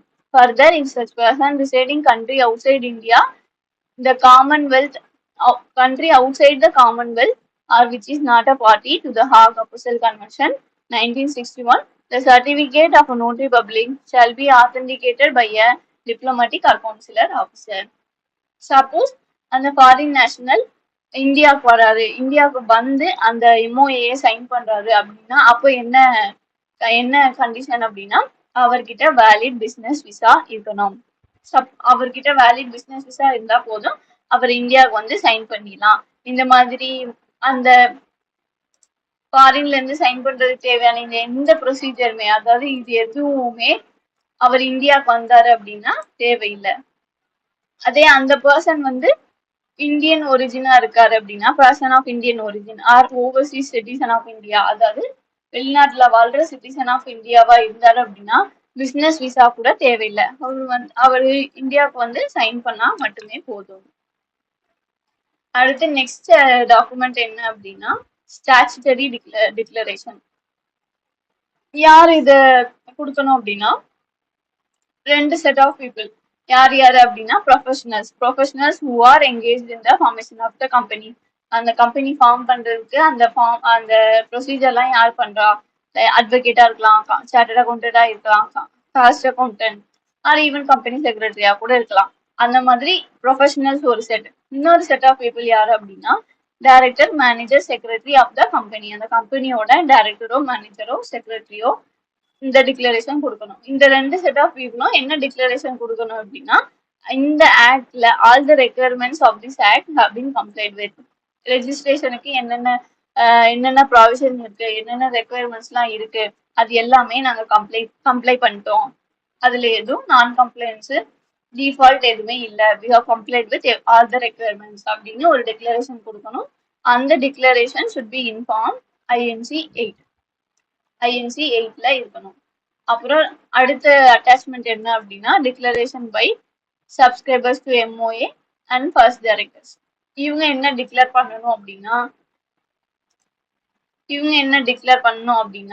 என்னென்ன documents file பண்ணியிருக்காங்க, ரெஜிஸ்ட்ரேஷனுக்காக என்னென்ன documents file பண்ணியிருக்காங்களோ அது எல்லாமே correct, complete and true. அதுல இருக்கிற information எல்லாம் correct, அதுல இருக்க இன்ஃபர்மேஷன் எல்லாம் கம்ப்ளீட், எதுவும் ஃப்ராட் இல்ல, நாங்க எதுவும் தப்பா சொல்லல, எல்லாமே கரெக்ட் அப்படிங்கிற ஒரு டிக்ளரேஷன் கொடுக்கணும். அது மட்டும் இல்லாம he is not convicted of any offense. ஒரு கம்பெனி ஃபார்மேஷன் பண்றது ரிலேட்டட் டு ஃபார்மேஷன், ஒரு கம்பெனி ஃபார்மேஷன் பண்றதுல அவர் எதுவும் அஃபென்ஸ் பண்ணல அப்படிங்கிற ஒரு டிக்ளரேஷன் கொடுக்கணும். அதே மாதிரி he has not been guilty fraud or misfeasance breach of duty in the last 5 years under the companies act. under the companies act for the last 5 years அவர் வந்து எந்த தப்பும் பண்ணிருக்க கூடாது, எந்த ஃப்ராடு, மிஸ்ஃபிசியன்ஸ், பிரீச் ஆஃப் டியூட்டி இந்த மாதிரி எதுவுமே அவர் பண்ணிருக்க கூடாது லாஸ்ட் 5 இயர்ஸ்க்கு. இந்த டிக்ளரேஷன் வந்து எவ்ரி சப்ஸ்கிரைபர் டு எம்ஓஏ அப்புறம் ஃபர்ஸ்ட் டைரக்டர்ஸ் வந்து கொடுக்கணும். இந்த டிக்ளரேஷன் என்ன ஃபார்ம்ல இருக்கணும் அப்படின்னா INC 9. This declaration should be in form INC 9. Next address for correspondence. நம்ம ஆல்ரெடி பார்த்த மாதிரி ஒரு கம்பெனியை ரெஜிஸ்டர் பண்ணும் போதே ரெஜிஸ்டர் ஆஃபீஸோட அட்ரஸ் வந்து கொடுக்கணும்னு அவசியம் இல்லை. நம்ம வந்து அதுக்கு பதிலாக கரஸ்பாண்டன்ஸ் அட்ரஸ் வந்து கொடுக்கலாம். till the register office is established. Correspondence address அப்படின்னா இட்ஸ் அ டெம்பரரி அட்ரஸ். இந்த அட்ரஸுக்கு தான் இது சப்போஸ் ஆர்ஓசி அதாவது ரெஜிஸ்ட்ரார் வந்து ஏதாவது கம்யூனிகேஷன் சென்ட் பண்ணும், இல்லைன்னா சென்ட்ரல் கவர்மெண்ட் ஏதாவது கம்யூனிகேஷன் பண்ணணும், நோட்டீஸ் ஏதாவது கொடுக்கணும் அப்படின்னா இந்த கரஸ்பாண்டன்ஸ் அட்ரஸுக்கு தான் சென்ட் பண்ணுவாங்க. ரெஜிஸ்டர் ஆஃபீஸ் வந்ததுக்கு அப்புறம் அந்த ரெஜிஸ்டர் ஆஃபீஸ் அட்ரஸ்க்கு சென்ட் பண்ணுவாங்க. That is address for correspondence. அதுக்கப்புறம் நெக்ஸ்ட் அட்டாச்மெண்ட் வந்து particulars of persons named as first directors. Particulars of persons named as first directors என்னென்ன பர்டிகுலர்ஸ் தான் இன்க்ளூட் பண்ணணும் ஒரு டைரக்டரை பத்தி அப்படின்னா அவரோட டின் நம்பர், எல்லா டைரக்டருக்கும் டைரக்டர் ஐடென்டிஃபிகேஷன் நம்பர் அப்படின்னு ஒன்று இருக்கும், அதை மென்ஷன் பண்ணும். அவரோட residential address, nationality, such other particulars including proof of identity. And also இன்னொரு முக்கியமான பர்டிகுலர் என்ன அப்படின்னா his interest in any other firm. Suppose வேற ஏதோ ஒரு ஃபேம் இல்லைன்னா கம்பெனி பாடி கார்பரேட், அதாவது வேற ஏதோ ஒரு ஃபேம்ல இல்ல பாடி கார்பரேட்ல அவர் ஷேர் ஹோல்டராவோ இல்லைன்னா இன்னொரு கம்பெனில டைரக்டராவோ இருக்காரு அப்படின்னா அதுல அவரோட இன்ட்ரெஸ்ட் என்ன, எவ்வளவு ஷேர் ஹோல்டிங்ஸ் வச்சிருக்காரு, என்ன மாதிரியான டைரக்டரா இருக்காரு, அந்த மாதிரி அவரோட இன்ட்ரெஸ்ட் அண்ட் ஹிஸ் கன்சென்ட், அதாவது இந்த கம்பெனில எனக்கு டைரக்டரா ஒர்க் பண்றதுக்கு ஓகே, அந்த மாதிரி அவரோட கன்சென்ட்டையும் இன்ஃபார்ம் டிஏஆர் 2ல சப்மிட் பண்ணணும் to act as a director. So இந்த பர்டிகுலர்ஸ் ஆஃப் இன்னொரு பாயிண்ட் என்னன்னா இந்த particulars of first director should be informed DAR 12. DAR 12 எதுக்கு அப்படின்னா இந்த ஃபர்ஸ்ட் டைரக்டர்ஸோட பர்டிகுலர்ஸ் எல்லாம் இன்க்ளூட் பண்றது. இந்த பர்டிகுலர்ஸோட சேர்த்து தான் இந்த DAR 2 வந்து அட்டாச் பண்ணணும். இந்த DAR 2 எதுக்கு அப்படின்னா is interest in other firm, அவரோட அந்த ஃபர்ஸ்ட் டைரக்டரோட இன்ட்ரெஸ்ட் இன் அதர் ஃபேம், வேற ஏதாவது ஃபேம்ல அவருக்கு ஷேர் ஹோல்டிங்ஸ் இல்லைன்னா வேற ஏதாவது இன்ட்ரெஸ்ட் இருக்கு அப்படின்னா அது, அப்புறம் அவரோட கன்சென்ட், இந்த ரெண்டையும் DAR 2ல ப்ரிப்பேர் பண்ணி அதை இந்த DAR 12ஓட அட்டாச் பண்ணணும். இதுதான் வந்து particulars for person named as first directors. அடுத்து நெக்ஸ்ட் அட்டாச்மெண்ட் என்ன அப்படின்னா particulars of subscribers to MOA. இதுல என்னென்ன டீடைல்ஸ் இன்க்ளூட் பண்ணணும் அப்படின்னா name, father name, nationality, proof of nationality in case of foreign national, and date of birth, educational qualification, permanent account number, email ID, phone number, permanent residential address, and also present address. residential proof suppose அவர் வந்து Indian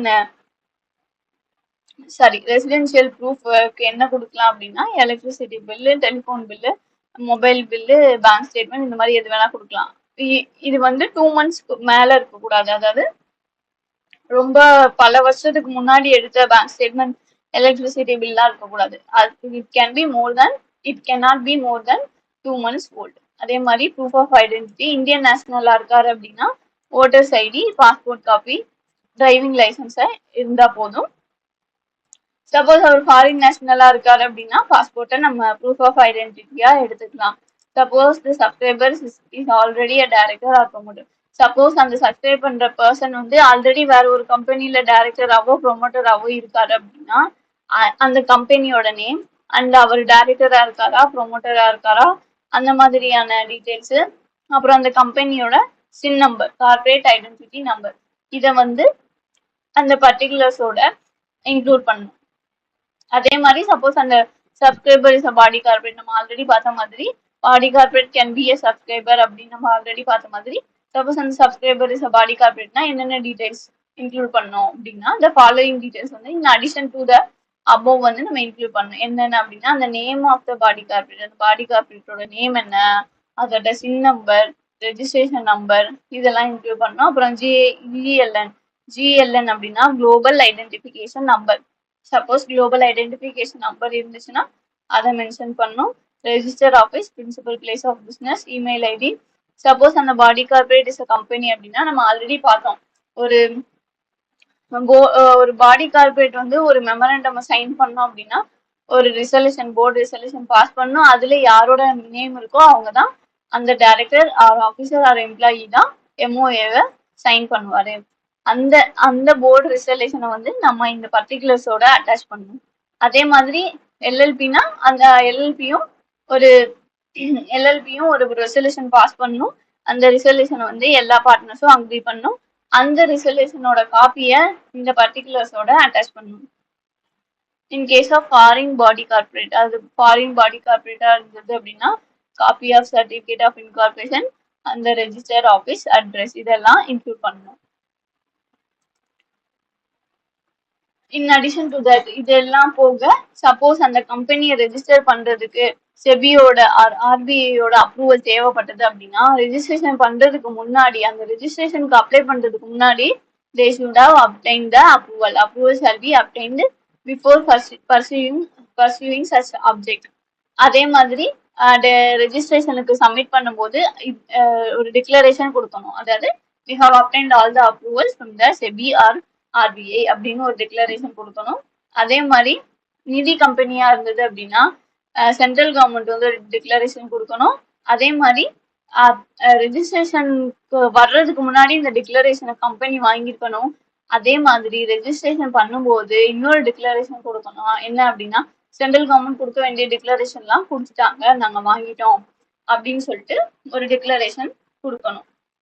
next வந்து issue of certificate நம்ம பார்த்த எல்லா டாக்குமெண்ட்ஸையும் register verify பண்ணி அதுல எதுவும் mistakes இல்லை, அவருக்கு ஓகே அப்படின்னா எல்லாம் வெரிஃபை பண்ணிட்டு எல்லாம் கரெக்டா இருக்கு அப்படின்னா அவர் வந்து ஒரு சர்டிஃபிகேட் ஆஃப் ரெஜிஸ்ட்ரேஷன் அப்படின்னு ஒரு சர்டிஃபிகேட் இஷ்யூ பண்ணுவாரு. அந்த சர்டிஃபிகேட் தான் ஒரு கம்பெனி ரெஜிஸ்டர் ஆனதுக்கான ப்ரூஃப். ஒரு கம்பெனி ரெஜிஸ்டர் ஆயிடுச்சா அப்படிங்கிறதுக்கு ப்ரூஃபே அந்த சர்டிஃபிகேட் ஆஃப் இன்கார்பரேஷன் தான். அது என்ன ஃபார்ம்ல இருக்கும் அப்படின்னா ஐஎன்சி 11 ஃபார்ம்ல இருக்கும். இந்த சர்டிஃபிகேட் ஆஃப் இன்கார்பரேஷன்ல அந்த கம்பெனிக்கு பேன் நம்பர் ஏதாவது இருந்தது அப்படின்னா அதை மென்ஷன் பண்ணுவாங்க. அதே மாதிரி அந்த கம்பெனியோட சின் நம்பர் மென்ஷன் பண்ணியிருப்பாங்க. சின் நம்பர்னா என்ன அப்படின்னு நம்ம பின்னாடி பார்ப்போம். சின் நம்பர்னா கார்பரேட் ஐடென்டிட்டி நம்பர். அதே மாதிரி அந்த சர்டிஃபிகேட்டை ரெஜிஸ்டர் சைன் பண்ணி சீல் வச்சு இஷ்யூ பண்ணியிருப்பாரு.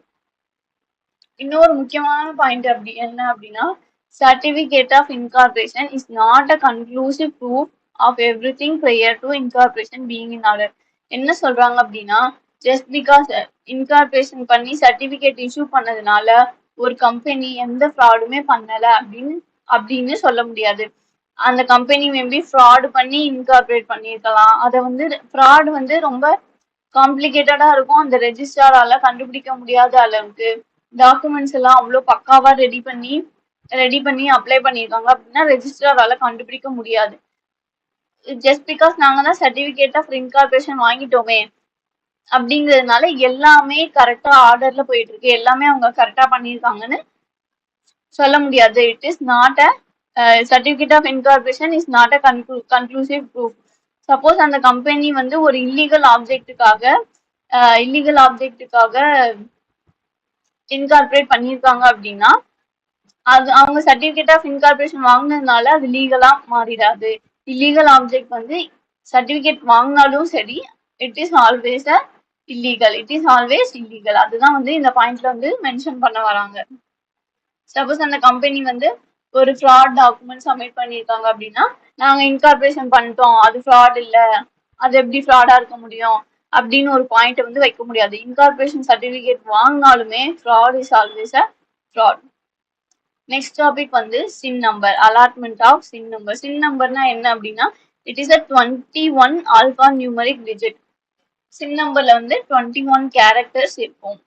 கார்பரேட் ஐடென்டிட்டி நம்பர்ல 21 கேரக்டர் இருக்கும். Each character denotes each category. அதாவது ஈச் கேரக்டர் டினோட் சம்திங்.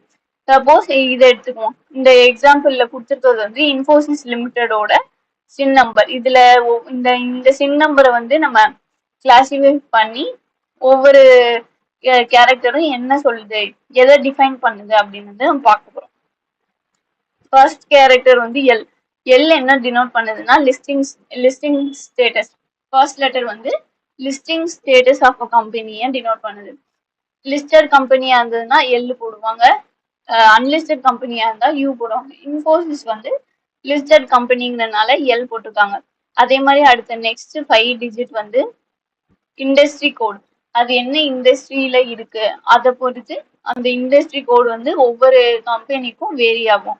அந்த நெக்ஸ்ட் 2 லெட்டர் வந்து ரெஜிஸ்டர், எந்த ஸ்டேட்ல அது ரெஜிஸ்டர் ஆயிருக்கு, எந்த இந்தியன் ஸ்டேட்ல அது ரெஜிஸ்டர் ஆயிருக்கு. கேஏ வந்து கர்நாடகாவுக்கு, தமிழ்நாடுனா டிஎன் அந்த மாதிரி இருக்கும். அதே மாதிரி நெக்ஸ்ட் 4 டிஜிட் என்ன அப்படின்னா இயர் ஆஃப் இன்கார்பரேஷன், எந்த இயர்ல அந்த கம்பெனியை இன்கார்பரேட் பண்ணாங்க. அடுத்து நெக்ஸ்ட் 3 கேரக்டர் வந்து கிளாசிபிகேஷன் ஆஃப் கம்பெனி. பிஎல்சினா பப்ளிக் கம்பெனி, பிடிசினா பிரைவேட் கம்பெனி, எஃப்டிசினா ஃபாரின் கம்பெனி அண்ட் ஜிஓஐனா கவர்மெண்ட் கம்பெனி. அப்புறம் லாஸ்ட் 6 டிஜிட் இது என்ன டினோட் பண்ணுது அப்படின்னா ரெஜிஸ்ட்ரேஷன் நம்பர். இது ஒவ்வொரு கம்பெனிக்கும் டிஃபர் ஆகும். It is a unique number for every company. And the next topic is maintenance of copies of all documents and information. என்னென்ன டாக்குமெண்ட்ஸ் எல்லாம் சப்மிட் பண்ணணுமோ அதெல்லாம் நம்ம ஒரு ரெஜிஸ்டர் ஆஃபீஸ்ல மெயின்டைன் பண்ணணும். எத்தனை நாளைக்கு, எவ்வளோ வருஷத்துக்கு மெயின்டைன் பண்ணணும்னா அந்த கம்பெனி டிசால்வ் ஆகுற வரைக்கும் இந்த எல்லா டாக்குமெண்ட், என்னென்ன டிக்ளரேஷன், என்னென்ன ரெசல்யூஷன், என்னென்ன ஃபார்ம்லாம் சப்மிட் பண்ணணும் எல்லாமே அந்த கம்பெனி டிசால்வ் ஆகுற வரைக்கும் ரெஜிஸ்டர் ஆஃபீஸ்ல மெயின்டைன் பண்ணணும் அண்ட் ப்ரிசர்வ் பண்ணணும். Furnishing false or incorrect information, suppression of material fact. அதாவது இன்கார்பரேஷன் பண்ணும்போது ஏதாவது ஃபால்ஸ் ஆர் இன்கரெக்ட் இன்ஃபர்மேஷன் கொடுத்து இன்கார்பரேட் பண்றாங்க அப்படின்னா அப்போ என்ன நடக்கும், அதுக்கு என்ன ப்ரொவிஷன் கொடுத்துருக்காங்க அப்படின்னா டூரிங் இன்கார்பரேஷன் ப்ராசஸ். இன்கார்பரேஷனுக்கு ரெஜிஸ்டர் பண்ணும்போது அந்த ரெஜிஸ்டர் ஐடென்டிஃபை பண்ணிட்டாரு, அந்த கம்பெனி இன்னும் இன்கார்பரேட்டே ஆகலை அப்படின்னா அந்த company will be liable for fraud under section 447. இந்த செக்ஷன் வந்து நம்ம நெக்ஸ்ட் சாப்டர்ல டீட்டெயிலாக பார்ப்போம். அந்த கம்பெனி சப்போஸ் ஏதாவது தப்பான இன்ஃபர்மேஷன், இன்கரெக்ட் இன்ஃபர்மேஷன், இல்லைன்னா ஏதாவது ஒரு மெட்டீரியல் ஃபேக்ட், சப்ரேஷன்னா மறைக்கிறது, ஹைடு, ஏதாவது மெட்டீரியல் ஃபேக்ட் மறைச்சு இந்த கம்பெனி இன்கார்பரேட் பண்ண ட்ரை பண்ணாங்க அப்படின்னா that company will B liable for section 447. Suppose அந்த கம்பெனி வந்து ஆல்ரெடி இன்கார்பரேட் பண்ணிட்டாங்க, தப்பான இன்ஃபர்மேஷன் கொடுத்து ஏதோ மறைச்சு இன்கார்பரேட் பண்ணிட்டாங்க, தட் இஸ் போஸ்ட் இன்கார்பரேஷன். அப்போனா என்ன நடக்கும் அப்படின்னா அந்த கம்பெனியோட promoters, persons named as first directors, only ப்ரொமோட்டரும் ஃபர்ஸ்ட் டைரக்டரும் will be liable for section 447. அந்த கம்பெனியோட ப்ரொமோட்டர், first directors will be liable for section 447. In addition to that, அதாவது இதுக்கு in addition to the above, tribunal can order the following. ட்ரிபுனல்னா அதுவும் ஒரு கோர்ட் மாதிரி, கம்பெனிக்காகவே ஸ்பெசிஃபிக்கா இருக்கிற ஒரு கோர்ட் மாதிரி தான் ட்ரிபுனல். அந்த ட்ரிபுனலுமே ஆர்டர் த ஃபாலோயிங். என்ன ஆர்டர் பண்ணலாம் அப்படின்னா ரெகுலேஷன் ஆஃப் மேனேஜ்மெண்ட், அந்த கம்பெனியோட மேனேஜ்மெண்ட்டை ரெகுலேட் பண்றதுக்கு ஏதாவது ஆர்டர் இஷ்யூ பண்ணலாம். That should be in public interest or interest of the company or member or director in any of these people. அவங்களோட நல்லதுக்காக அந்த கம்பெனியோட மேனேஜ்மெண்ட்டை ரெகுலேட் பண்றதுக்கு என்ன ஆர்டர் தேவையோ அதை இஷ்யூ பண்ணலாம். இல்லை அப்படின்னா அந்த கம்பெனியோட லைபிலிட்டி அன்லிமிட்டெட் அப்படின்னு சொல்லி டைரக்ட் பண்ணலாம். அதாவது அவங்க லைபிலிட்டி ஆஃப் மெம்பர்ஸை வந்து அன்லிமிட்டெட் ஆக்கலாம். இல்லைன்னா அந்த கம்பெனியோட நேமையே ரெஜிஸ்ட்ரேஷன்ல இருந்து தூக்கிடலாம். ரெஜிஸ்டர் ஆஃப் கம்பெனிஸ்னா இது வந்து ஒரு புக்கு. ரெஜிஸ்டர் பண்ண எல்லா கம்பெனியோட நேம் டீடைல்ஸ் எல்லாம் இந்த புக்ல தான் இருக்கும். அந்த அந்த ட்ரிபுனல்மே ஆர்டர் ஆஃப் ரிமூவல், அதாவது அந்த கம்பெனி சப்போஸ் தப்பான இன்ஃபர்மேஷன் எல்லாம் சப்மிட் பண்ணி ரெஜிஸ்டர் பண்றாங்க அப்படின்னா ட்ரிபுனல் வந்து அந்த கம்பெனியோட நேமை ரெஜிஸ்டர்ல இருந்து தூக்கிடலாம். இல்ல அப்படின்னா வைண்டிங் அப் பண்றதுக்கும் இந்த ட்ரிபுனல்மே ஆர்டர். வைண்டிங் அப் அப்படின்னா என்ன அப்படின்னா கம்பெனியை இழுத்து மூடுறது, க்ளோஸ் பண்றது. அந்த கம்பெனியோட அசெட் எல்லாம் வித்து லயபிலிட்டிஸை செட்டில் பண்றது தான் வைண்டிங் அப். லயபிலிட்டிஸை செட்டில் பண்ணலாம். இந்த ட்ரிபுனல் வந்து இந்த இதுல எந்த ஆர்டர் வேணாலும் இஷ்யூ பண்ணலாம். இந்த மாதிரி எந்த ஆர்டர் இஷ்யூ பண்றதுக்கு முன்னாடியும் tribunal shall give a reasonable opportunity, அதாவது அந்த கம்பெனிக்கு ஒரு ஆப்பர்ச்சுனிட்டி கொடுக்கணும். அவங்க சைட்ல இருந்து எக்ஸ்பிளைன் பண்றதுக்கு, அவங்க சைட்ல இருந்து அந்த இதை எக்ஸ்பிளைன் பண்றதுக்கு ஒரு ஆப்பர்ச்சுனிட்டி கொடுக்கணும். அதே மாதிரி எந்த ஆர்டர் இஷ்யூ பண்றதுக்கு முன்னாடியும் அந்த கம்பெனி திஸ் இஸ் இன்கார்பரேட் கம்பெனிங்கிறனால அந்த கம்பெனி இது நாள் வரைக்கும் என்னென்ன டிரான்சாக்ஷன் பண்ணிருக்கு, என்னென்ன ஆப்ளிகேஷன்ஸ் இருக்கு அந்த கம்பெனிக்கு, அதெல்லாம் கன்சிடர் பண்ணி தான் ட்ரிபுனல் வந்து இந்த ஆர்டர் எல்லாம் இஷ்யூ பண்ணுவாங்க. Certificate of incorporation is not a conclusive proof with regard to the legality of the object. என்ன சொல்றாங்க அப்படின்னா ஆல்ரெடி நம்ம பார்த்ததுதான், சர்டிபிகேட் ஆஃப் இன்கார்பரேஷன் வாங்கினதுனால ஒரு கம்பெனியோட ஆப்ஜெக்ட்ஸ் லீகலா மாறாது. அது இல்லீகலா இருந்ததுன்னா இன்கார்பரேஷன் பண்ணியிருந்தாலும் அது இல்லீகல் தான். Incorporation does not validate the illegal object. Next நம்ம பார்க்க போறது formation of companies with charitable object. Charitable ஆப்ஜெக்ட்ஸ்னா என்னன்னா லைக் சோசியல் சர்வீஸ் ஒரு சோசியல் சர்வீஸ்க்காக இன்கார்பரேட் பண்ண கம்பெனி தான் சேரிட்டபிள் ஆப்ஜெக்ட்ஸ். அவங்களோட ஆப்ஜெக்ட் எப்படி இருக்கும்னா சொசைட்டியோட வெல்ஃபேருக்காக ஏதாவது பண்ணும், எஜுகேஷனுக்காக ஏதாவது பண்ணும். இந்த மாதிரியான ப்ராஃபிட் மோட்டிவ் இல்லாம சொசைட்டியோட வெல்ஃபேருக்காக ஃபார்ம் பண்ற கம்பெனி தான் செக்ஷன் 8 கம்பெனி. செக்ஷன் 8 கம்பெனினா charitable companies. Okay, who can issue licence? First நம்ம எந்த ஒரு கம்பெனி இன்கார்பரேட் பண்ணணும்னாலும் ஃபர்ஸ்ட் நம்ம ரெஜிஸ்ட்ரேஷன் பண்ணணும். ஆனா செக்ஷன் 8 கம்பெனிக்கு மட்டும் என்னன்னா ரெஜிஸ்ட்ரேஷன் பண்றதுக்கு முன்னாடி நம்ம கவர்மெண்ட் கிட்ட இருந்து ஒரு லைசன்ஸ் வந்து வாங்கணும். அந்த கவர்மெண்ட் எந்த கவர்மெண்ட் அப்படின்னா சென்ட்ரல் கவர்மெண்ட் சென்ட்ரல் கவர்மெண்ட் கிட்ட இந்த பவர் இருக்கு. ஆனா இப்போ வந்து இது ஆர்ஓசி கிட்ட டெலிகேட் பண்ணிட்டாங்க. டெலிகேட்னா அவங்க கிட்ட கொடுத்துட்டாங்க. ஆர்ஓசி கிட்ட இருந்து ஃபர்ஸ்ட் லைசன்ஸ் வாங்கணும். அந்த லைசன்ஸை வச்சுதான் நம்ம செக்ஷன் 8 கம்பெனி வந்து ரெஜிஸ்டர் பண்ண முடியும்.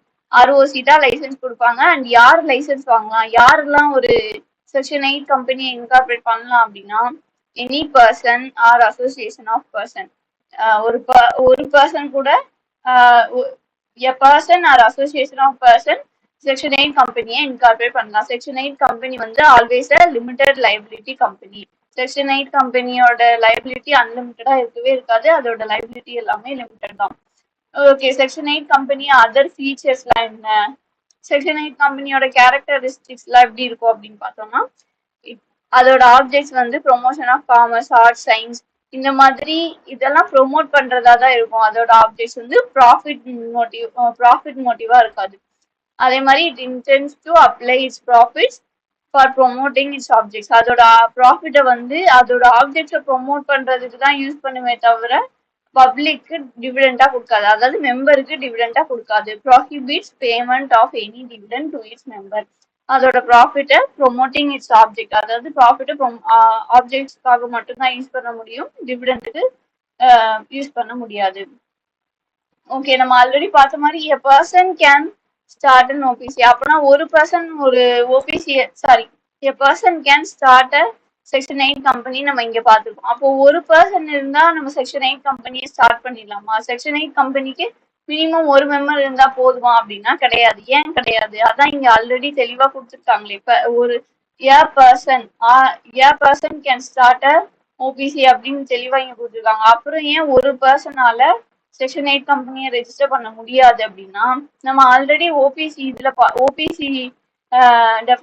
ஓபிசியோட ப்ரொவிஷன்ஸ் பார்க்கும்போது பார்த்துருந்தோம். என்னன்னா ஓபிசி கம்பெனி செக்ஷன் 8 கம்பெனியா இன்கார்பரேட் பண்ணவும் முடியாது, கன்வெர்ட் பண்ணவும் முடியாது. Prohibit OPC to incorporated or convert into a company under section 8. OPC கம்பெனியால இன்கார்பரேட்டோ செக்ஷன் 8 கம்பெனியா இன்கார்பரேட்டோ கன்வெர்ட்டோ பண்ண முடியாது. ஸோ பேசிக்கா என்ன சொல்ல வராங்க அப்படின்னா, ஒரு செக்ஷன் 8 கம்பெனியை இன்கார்பரேட் பண்றதுக்கு மினிமம் 2 மெம்பர் வேணும். 2 மெம்பர் இருந்தா பிரைவேட் கம்பெனியா இன்கார்பரேட் பண்ணலாம். ஒரு பர்சன் வச்சு செக்ஷன் 8 கம்பெனியை இன்கார்பரேட் பண்ண முடியாது.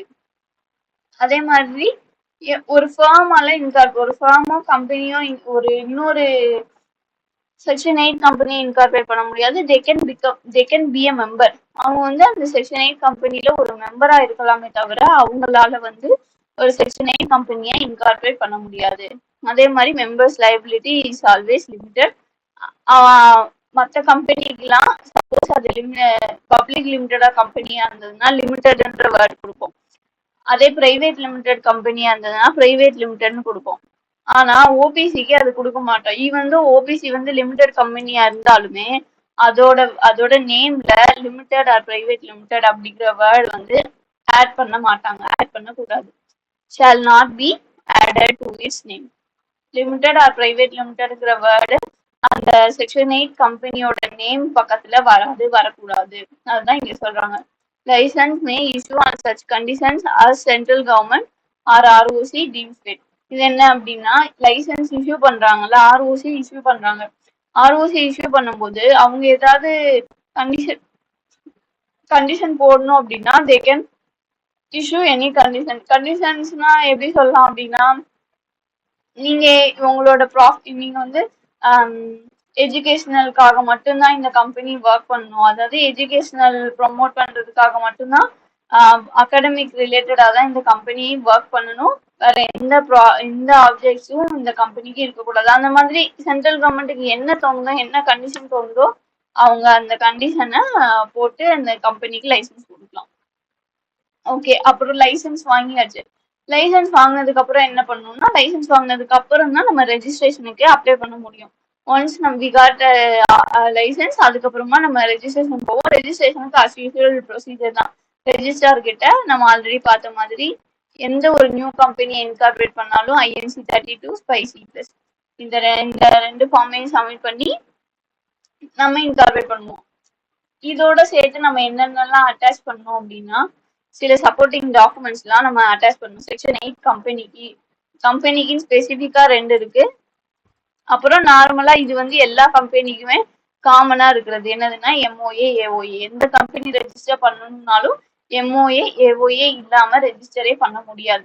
எம்ஓஏ என்ன ஃபார்ம்ல இருக்கணும்னா ஐஎன்சி 13, ஏஓஏ என்ன ஃபார்ம்ல இருக்கணும்னா ஐஎன்சி 31. மற்ற கம்பெனிக்கு வேற ஃபார்ம், செக்ஷன் 8 கம்பெனிக்கு வேற ஃபார்ம். மற்ற கம்பெனிக்கு என்ன ஃபார்ம்ல இருக்கும் அப்படின்னா எம்ஓஏ 33, ஏஓஏ 34 அப்படின்னு நினைக்கிறேன். ஆமா, எம்ஓஏ வந்து 33, ஏஓஏ வந்து 34. இது 2 தான் மற்ற ஜென்ரலா இருக்கிற கம்பெனிஸுக்கு ஃபார்ம் நம்பர். ஆனா செக்ஷன் 8 கம்பெனிக்கு 13 அண்ட் 31. MOA 13, AOA 31.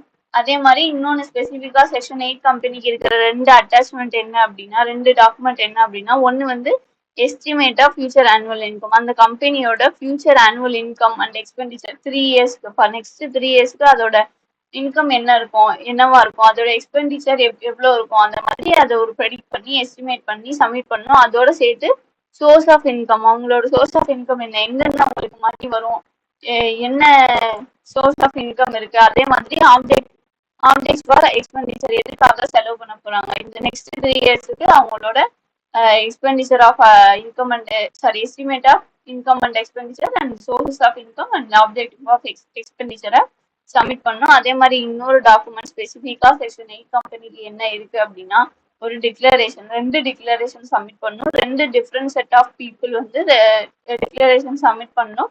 யார் அப்படின்னா, ஃபர்ஸ்ட் ப்ரொஃபஷனல்ஸ்னா advocate, chartered accountant, cost accountant, company secretary. யார் வந்து இந்த கம்பெனி இன்கார்பரேட் பண்ற ப்ரொசீஜர்லாம் பண்றாங்களோ அவங்க தான் இந்த டிக்ளரேஷன் பண்ணணும். அவங்க என்ன ஃபார்ம்ல பண்ணணும்னா ஐஎன்சி 14 வந்து இந்த ப்ரொஃபஷனலுக்கு.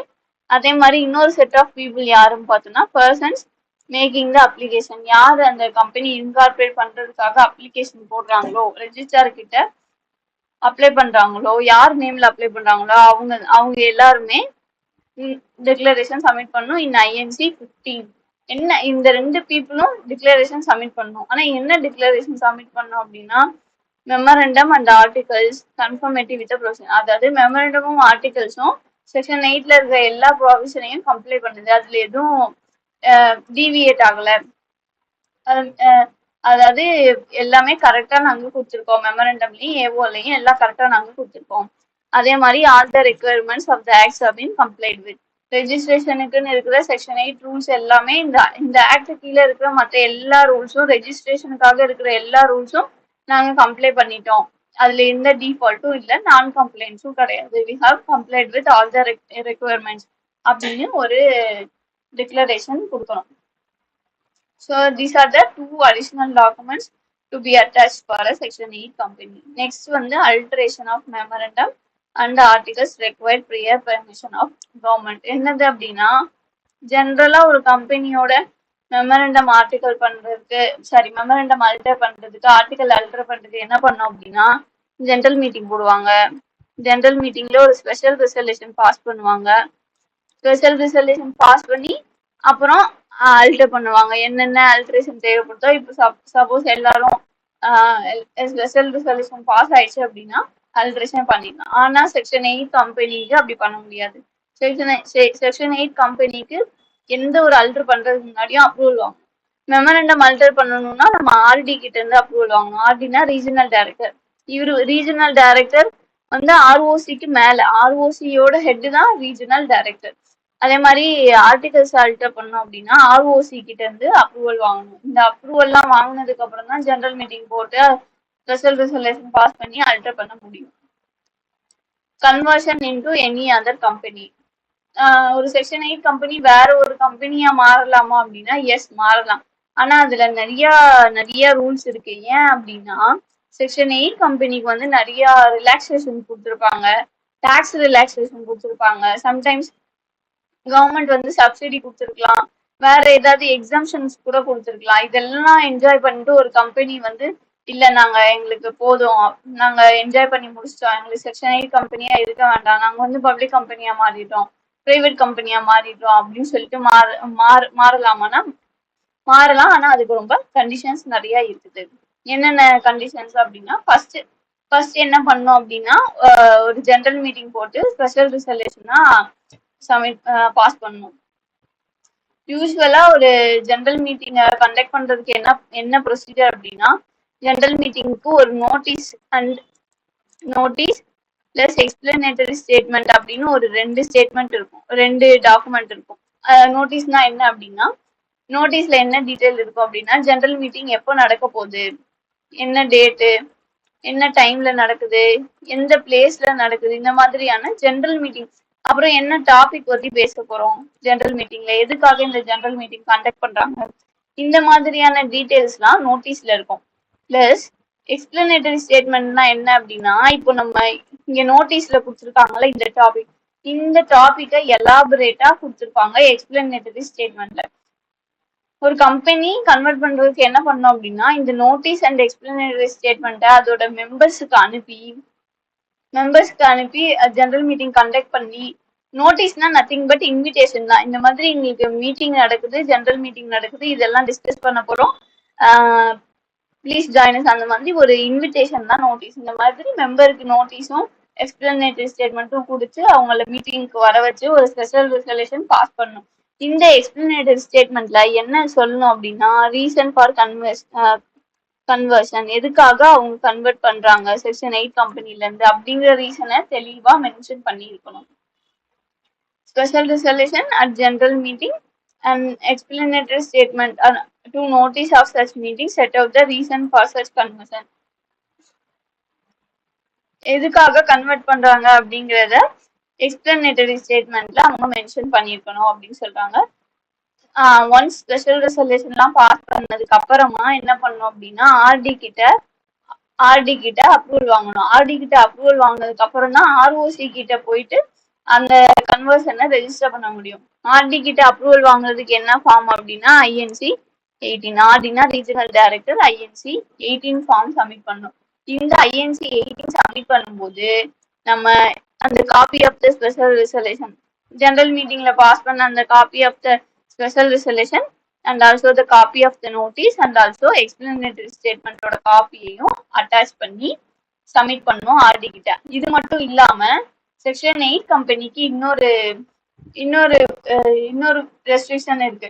சப்போஸ் அந்த செக்ஷன் 8 கம்பெனி இன்னொரு கம்பெனியா கன்வெர்ட் பண்றாங்க அப்படின்னா நம்ம சொன்னோம்ல இந்த நோட்டீஸ் அண்ட் எக்ஸ்பிளனேட்டரி ஸ்டேட்மெண்ட் இது ரெண்டுமே ஒரு ஸ்பெசிஃபைடு கேட்டகரி ஆஃப் பீப்புளுக்கு அனுப்பணும். யார் இந்த ஸ்பெசிஃபைடு பீப்புள்னா இவங்க தான். இந்த பீப்புளுக்கு இந்த பீப்புளுக்கும் நோட்டீஸ் அண்ட் எக்ஸ்பிளனேட்டரி ஸ்டேட்மெண்ட் அனுப்பணும். அனுப்பி நாங்க அனுப்பிட்டோம் அப்படிங்கிறதுக்கு அந்த ப்ரூஃப் ஆஃப் நோட் நாங்க அனுப்பிட்டோங்கிறதுக்கு ஒரு ப்ரூஃபை ஆர்டி கிட்ட சப்மிட் பண்ணோம். அவங்க எப்படி அனுப்பிட்டோம் அப்படின்னா ரெஜிஸ்டர் போஸ்ட் இல்லைன்னா ஹேண்ட் டெலிவரியா தான் நோட்டீஸா அனுப்பிச்சிருக்கணும். வேற எந்த மோட் ஆஃப் சர்விங்கும் இருக்கக்கூடாது. Only register post or hand delivery. அந்த proof of serving notice register கிட்ட சப்மிட் பண்ணோம். நாங்க இவங்க கிட்ட நோட்டீஸ் கொடுத்துட்டு அதுக்கு இதான் ப்ரூஃப் அப்படின்னு சொல்லிட்டு அந்த ப்ரூஃபை ஆர்டி கிட்ட சப்மிட் பண்ணணும். யார் அந்த ஸ்பெசிஃபைடு கேட்டகரி ஆஃப் பீப்புள் அப்படின்னா chief commissioner of income tax, income tax officer, charity commissioner, chief secretary of the state. ஸ்டேட்னா எந்த ஸ்டேட்னா அந்த கம்பெனியோட ரெஜிஸ்டர் ஆஃபீஸ் எந்த ஸ்டேட்ல இருக்கோ அந்த ஸ்டேட். அதே மாதிரி any organisation or department under whose jurisdiction the company has been operating.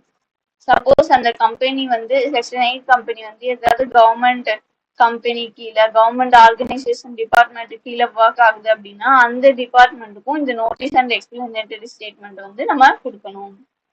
இந்த ஸ்பெசிஃபைட் கேட்டகரி ஆஃப் பீப்புளுக்கு நோட்டீஸ் அண்ட் எக்ஸ்பிளனேட்டரி ஸ்டேட்மெண்ட் கொடுக்கணும். அந்த கொடுத்ததுக்கு ஒரு ப்ரூஃபை ஆர்டி கிட்ட சப்மிட் பண்ணும். ஆர்டி கிட்ட சப்மிட் பண்ணிட்டு அந்த காப்பி அதே ஒரு காப்பி ஓகே சாரி இப்போ இந்த specified people if they want to make any representation அப்படின்னா suppose they feel like it is not valid, அவங்க கன்வெர்ட் பண்றது கரெக்ட் கிடையாது, இவ்வளோ நாள் அவங்க என்ஜாய் கொடுத்த பெனிஃபிட் எல்லாம் என்ஜாய் பண்ணிட்டு இப்போ அவங்க கன்வெர்ட் பண்றேன்னு சொல்றது நியாயம் கிடையாது அப்படின்னு அவங்க ஃபீல் பண்றாங்க அப்படின்னா அவங்க ஆர்டி கிட்ட போய் சொல்லலாம். இந்த மாதிரி இது கரெக்ட் கிடையாது, இதை வேலிடேட் பண்ணக்கூடாது, நீங்க அப்ரூவ் பண்ணக்கூடாது. அந்த மாதிரி they can make representation to RD ஆனா within 60 days. அவங்களுக்கு நோட்டீஸ் 60 டேஸ்க்குள்ள அவங்க ஆர்டி கிட்ட போய் இந்த மாதிரி சொல்லலாம். ஆனா எந்த ஒரு ரெப்ரசன்டேஷன் அதாவது இந்த பீப்புள்லாம் ஆர்டி கிட்ட போறதுக்கு முன்னாடி கம்பெனி கிட்ட ஒரு வார்த்தை சொல்லணும். என்னன்னா இந்த மாதிரி I don't feel it is valid, நீங்க அப்படி கன்வெர்ட் பண்றது கரெக்ட் கிடையாது, உங்க சைட்ல இருந்து என்ன சொல்றீங்க, உங்களோட எக்ஸ்பிளனேஷன் என்ன அப்படின்னு சொல்லிட்டு அவங்களோட எக்ஸ்பிளனேஷன் கேட்டதுக்கு அப்புறமா தான் ஆர்டி கிட்ட போகணும். After giving an opportunity to the கம்பெனிக்கு ஒரு ஆப்பர்ச்சுனிட்டி கொடுத்ததுக்கு அப்புறமா தான் ஆர்டி கிட்ட போகணும். ஒன்ஸ் ஆர்டி கிட்ட அப்ளிகேஷன் சப்மிட் பண்ணதுக்கு அப்புறமா அந்த காப்பியை ரெஜிஸ்ட்ரார் கிட்டையும் சப்மிட் பண்ணும். அதே same copy of the application, அதாவது அதுல என்னென்னலாம் அட்டாச் பண்ணுமோ அதெல்லாம் அட்டாச் பண்ணி மறுபடியும் அட்டாச் பண்ணி அந்த காப்பி ரெஜிஸ்ட்ரார் கிட்ட கொடுக்கணும். ஆர்டி கிட்ட அப்ளிகேஷன் சப்மிட் பண்ண 1 வீக்குக்குள்ள வித்தின் அ வீக் அந்த கம்பெனி ஒரு நோட்டீஸ் பப்ளிஷ் பண்ணும். என்ன நோட்டீஸ் அப்படின்னா இந்த மாதிரி நாங்க கன்வெர்ட் பண்ண போறோம் அப்படின்னு சொல்லிட்டு ஒரு நோட்டீஸ் சப்மிட் பண்ணோம். அந்த notice should be in form INC 19 இருக்கணும் அந்த நோட்டீஸ் எங்க பப்ளிஷ் பண்ணோம் அப்படின்னா 3 இடத்துல பப்ளிஷ் பண்ணோம். ஒண்ணு வெர்னாக்குலர் நியூஸ் பேப்பர் அப்படின்னா என்னன்னா வெர்னாக்குலர் லாங்குவேஜ்ல இருக்க நியூஸ் பேப்பர் தான் vernacular newspaper. Vernacular language அப்படின்னா என்னன்னா அந்த ஏரியால அதாவது அந்த register office of the company எந்த டிஸ்ட்ரிக்ட்ல இருக்கோ அந்த டிஸ்ட்ரிக்ட்ல என்ன லாங்குவேஜ் பேசுறாங்க.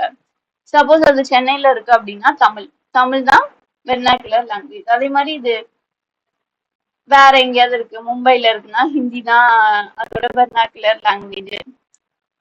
அதே ஆந்திரால இருக்கு அப்படின்னா தெலுங்கு தான் வெர்னாக்குலர் லாங்குவேஜ். அங்க என்ன லாங்குவேஜ் யூஸ் பண்றாங்களோ அதுதான் வெர்னாக்குலர் லாங்குவேஜ். அந்த வெர்னாக்குலர் நியூஸ் பேப்பர்லயும் அதே மாதிரி இங்கிலீஷ் நியூஸ் பேப்பர்லயும் நோட்டீஸ் பப்ளிஷ் பண்ணோம். இது மட்டும் இல்லாம அந்த கம்பெனிக்கு வெப்சைட் இருந்தது அப்படின்னா அந்த வெப்சைட்லயும் நோட்டீஸ் பப்ளிஷ் பண்ணணும். as may be notified or directed by the central government. Central government சொன்னா அந்த வெப்சைட்லயும் அந்த கம்பெனி நோட்டீஸ் வந்து பப்ளிஷ் பண்ணணும். இந்த மாதிரி எந்த அப்ளிகேஷன் கன்வர்ஷனுக்கு போறதுக்கு முன்னாடி நெக்ஸ்ட் ஒரு கண்டிஷன் இருக்கு. இந்த மாதிரி கன்வர்ஷனுக்கு போறதுக்கு முன்னாடி அந்த கம்பெனி என்ன பண்ணிருக்கணும்னா அது அது பெண்டிங் இருக்கிற எல்லா ஃபினான்ஷியல் ஸ்டேட்மெண்ட், ஆனுவல் ரிட்டர்ன் எதெல்லாம் சப்மிட் பண்ணணுமோ அதெல்லாம் சப்மிட் பண்ணிருக்கணும். சப்மிட் பண்ணாம கன்வர்ஷன் பண்ணக்கூடாது, பண்ண முடியாது. எல்லாத்தையும் சப்மிட் பண்ணதுக்கு அப்புறம் எந்த பெண்டிங் இல்லைன்னா தான் கன்வர்ஷனே அப்ளை ஆகும். சப்போஸ் சப்போஸ் அந்த கம்பெனி வந்து அந்த கம்பெனி வந்து செப்டம்பர் எடுத்துக்கலாம். செப்டம்பர்ல வந்து செப்டம்பர் 2025ல கன்வர்ஷனுக்கு அப்ளை ஆகுது அப்படின்னா அந்த கம்பெனியோட ஃபினான்ஷியல் இயர் எண்ட் ஆகுறது எப்படின்னா லாஸ்ட் ஃபினான்ஷியல் இயர் 2025. அதுக்கு முன்னாடி வரைக்கும் இருக்கிற எல்லா ஃபினான்ஷியல் ஸ்டேட்மெண்ட், ஆனுவல் ரிட்டர்ன் எல்லாத்தையுமே ஃபைல் பண்ணிச்சு. அது வரைக்கும் எந்த பெண்டிங்குமே இல்லை. ஆனா மார்ச் 25ல இருந்து செப்டம்பர் 20 வரைக்கும் எதுவும் ஃபைல் பண்ணல. அதுக்கு ரெக்கார்ட் மட்டும் இல்லை. ஏன்னா இனிமே தான் ஃபினான்ஷியல் இயர் முடிய போது, இனிமே தான் ஃபினான்ஷியல் ஸ்டேட்மெண்ட், ஆனுவல் ரிட்டர்ன்லாம் சப்மிட் பண்ணுவாங்க. ஆனா இப்போ இதுக்கு இந்த டைம் பீரியடுக்கான ஃபினான்ஷியல் பொசிஷனை எப்படி தெரிஞ்சுக்கிறது? இதுக்கும் ஒரு ஸ்டேட்மெண்ட் சப்மிட் பண்ணுமானா எஸ், அந்த கம்பெனி இதுக்கும் ஒரு ஸ்டேட்மெண்ட் சப்மிட் பண்ணணும். ஆனா ஃபினான்ஷியல் இயர் முடிஞ்ச 3 monthsக்கு அப்புறம் அந்த கம்பெனி கன்வர்ஷனுக்கு அப்ளை பண்ணுது அப்படின்னா தான் அந்த ஃபினான்ஷியல் பொசிஷன் அப்படின்ற ஒரு ஸ்டேட்மெண்ட் வந்து சப்மிட் பண்ணணும். இப்போ இந்த நம்ம கேஸ்ல செப்டம்பர்ல சப்மிட் பண்ணிருக்கு. செப்டம்பர்ல தான் கன்வர்ஷனுக்கு அப்ளை பண்ணுது. ஃபினான்ஷியல் இயர் முடிஞ்சு 3 மாசத்துக்கு மேல ஆயிடுச்சு. ஸோ அந்த கம்பெனி வந்து statement of financial position submit பண்ணணும். அந்த ஸ்டேட்மெண்ட் வந்து ஒரு சார்ட்டர்ட் அக்கௌண்டன்ட் செக் பண்ணி வெரிஃபை பண்ணி சர்டிஃபை பண்ணி கொடுக்கணும். அந்த ஸ்டேட்மெண்ட் எந்த பீரியட் கவர் பண்ணிருக்கணும் அப்படின்னா ஃபினான்ஷியல் இயர் எண்ட் ஆனதுல இருந்து கன்வர்ஷன் பண்றதுக்கு 1 month முன்னாடி வரைக்கும், அட்லீஸ்ட் 1 month முன்னாடி வரைக்கும், 30 daysக்கு முன்னாடி வரைக்கும் உள்ள பீரியட் வந்து கவர் பண்ணிருக்கணும். இங்க ஃபினான்ஷியல் இயர் எங்க ஆகுது அப்படின்னா மார்ச் 25. அப்போ 1/4/25ல இருந்து அட்லீஸ்ட் லெட்ஸ் டேக் 30th செப்டம்பர்ல வந்து கன்வர்ஷனுக்கு அப்ளை பண்ணிருக்காங்க அப்படின்னா 30th August 2025 sorry 31st August வரைக்கும் அந்த பீரியட் வந்து கவர் ஆயிருக்கணும். அந்த financial position statement of financial position எந்த பீரியடை கவர் பண்ணிருக்கணும் அப்படின்னா ஃபினான்ஷியல் இயர் முடிஞ்சதுல இருந்து கன்வர்ஷனுக்கு அப்ளை பண்ற 30 daysக்கு முன்னாடி வரைக்கும். செப்டம்பர் 30th செப்டம்பர் அப்ளை பண்றாங்க. ஸோ நம்ம போன மாசம் எடுத்துக்கலாம். That is August 31st August வரைக்கும் அந்த ஃபினான்ஷியல் பொசிஷன் வந்து இன்க்ளூட் பண்ணியிருக்கணும். 31st ஆகஸ்டுக்கு மேல சொல்லலாமா அப்படின்னா எஸ். 31st ஆகஸ்ட் இல்லாம 15th செப்டம்பர் வரைக்கும் நாங்க சொல்றோம் அப்படின்னா yes, that is also good, அதுவும் பண்ணலாம். ஆனா மினிமம் ரெக்குவயர்மெண்ட் அட்லீஸ்ட் 30 daysக்கு ப்ரையரா இருக்கிற ஃபினான்ஷியல் பொசிஷனை ஷோ பண்ணணும் அப்படிங்கிறது தான். இந்த கண்டிஷன் வந்து இந்த இதெல்லாம் எதுவும் பெண்டிங் இல்லை அப்படின்னா தான் கன்வர்ஷன் வந்து அப்ரூவ் பண்ணுவாங்க.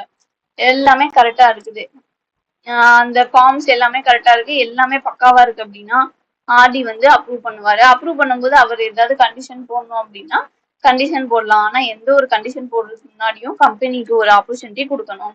அவங்க சைட்ல இருந்து என்ன சொல்றாங்க அப்படின்னு சொல்லி கேட்டுட்டு அப்புறமா தான் எந்த கண்டிஷனா இருந்தாலும் ஆர்டி கூட இஷ்யூ பண்ணலாம். ஒன்ஸ் ஆர்டி வந்து அப்ரூவல் பண்ணதுக்கு அப்புறமா ஜெனரல் மீட்டிங் போடுவாங்க. ஜெனரல் மீட்டிங் போட்டு மறுபடியும் ஒரு ஸ்பெஷல் ரிசல்யூஷன் பாஸ் பண்ணுவாங்க.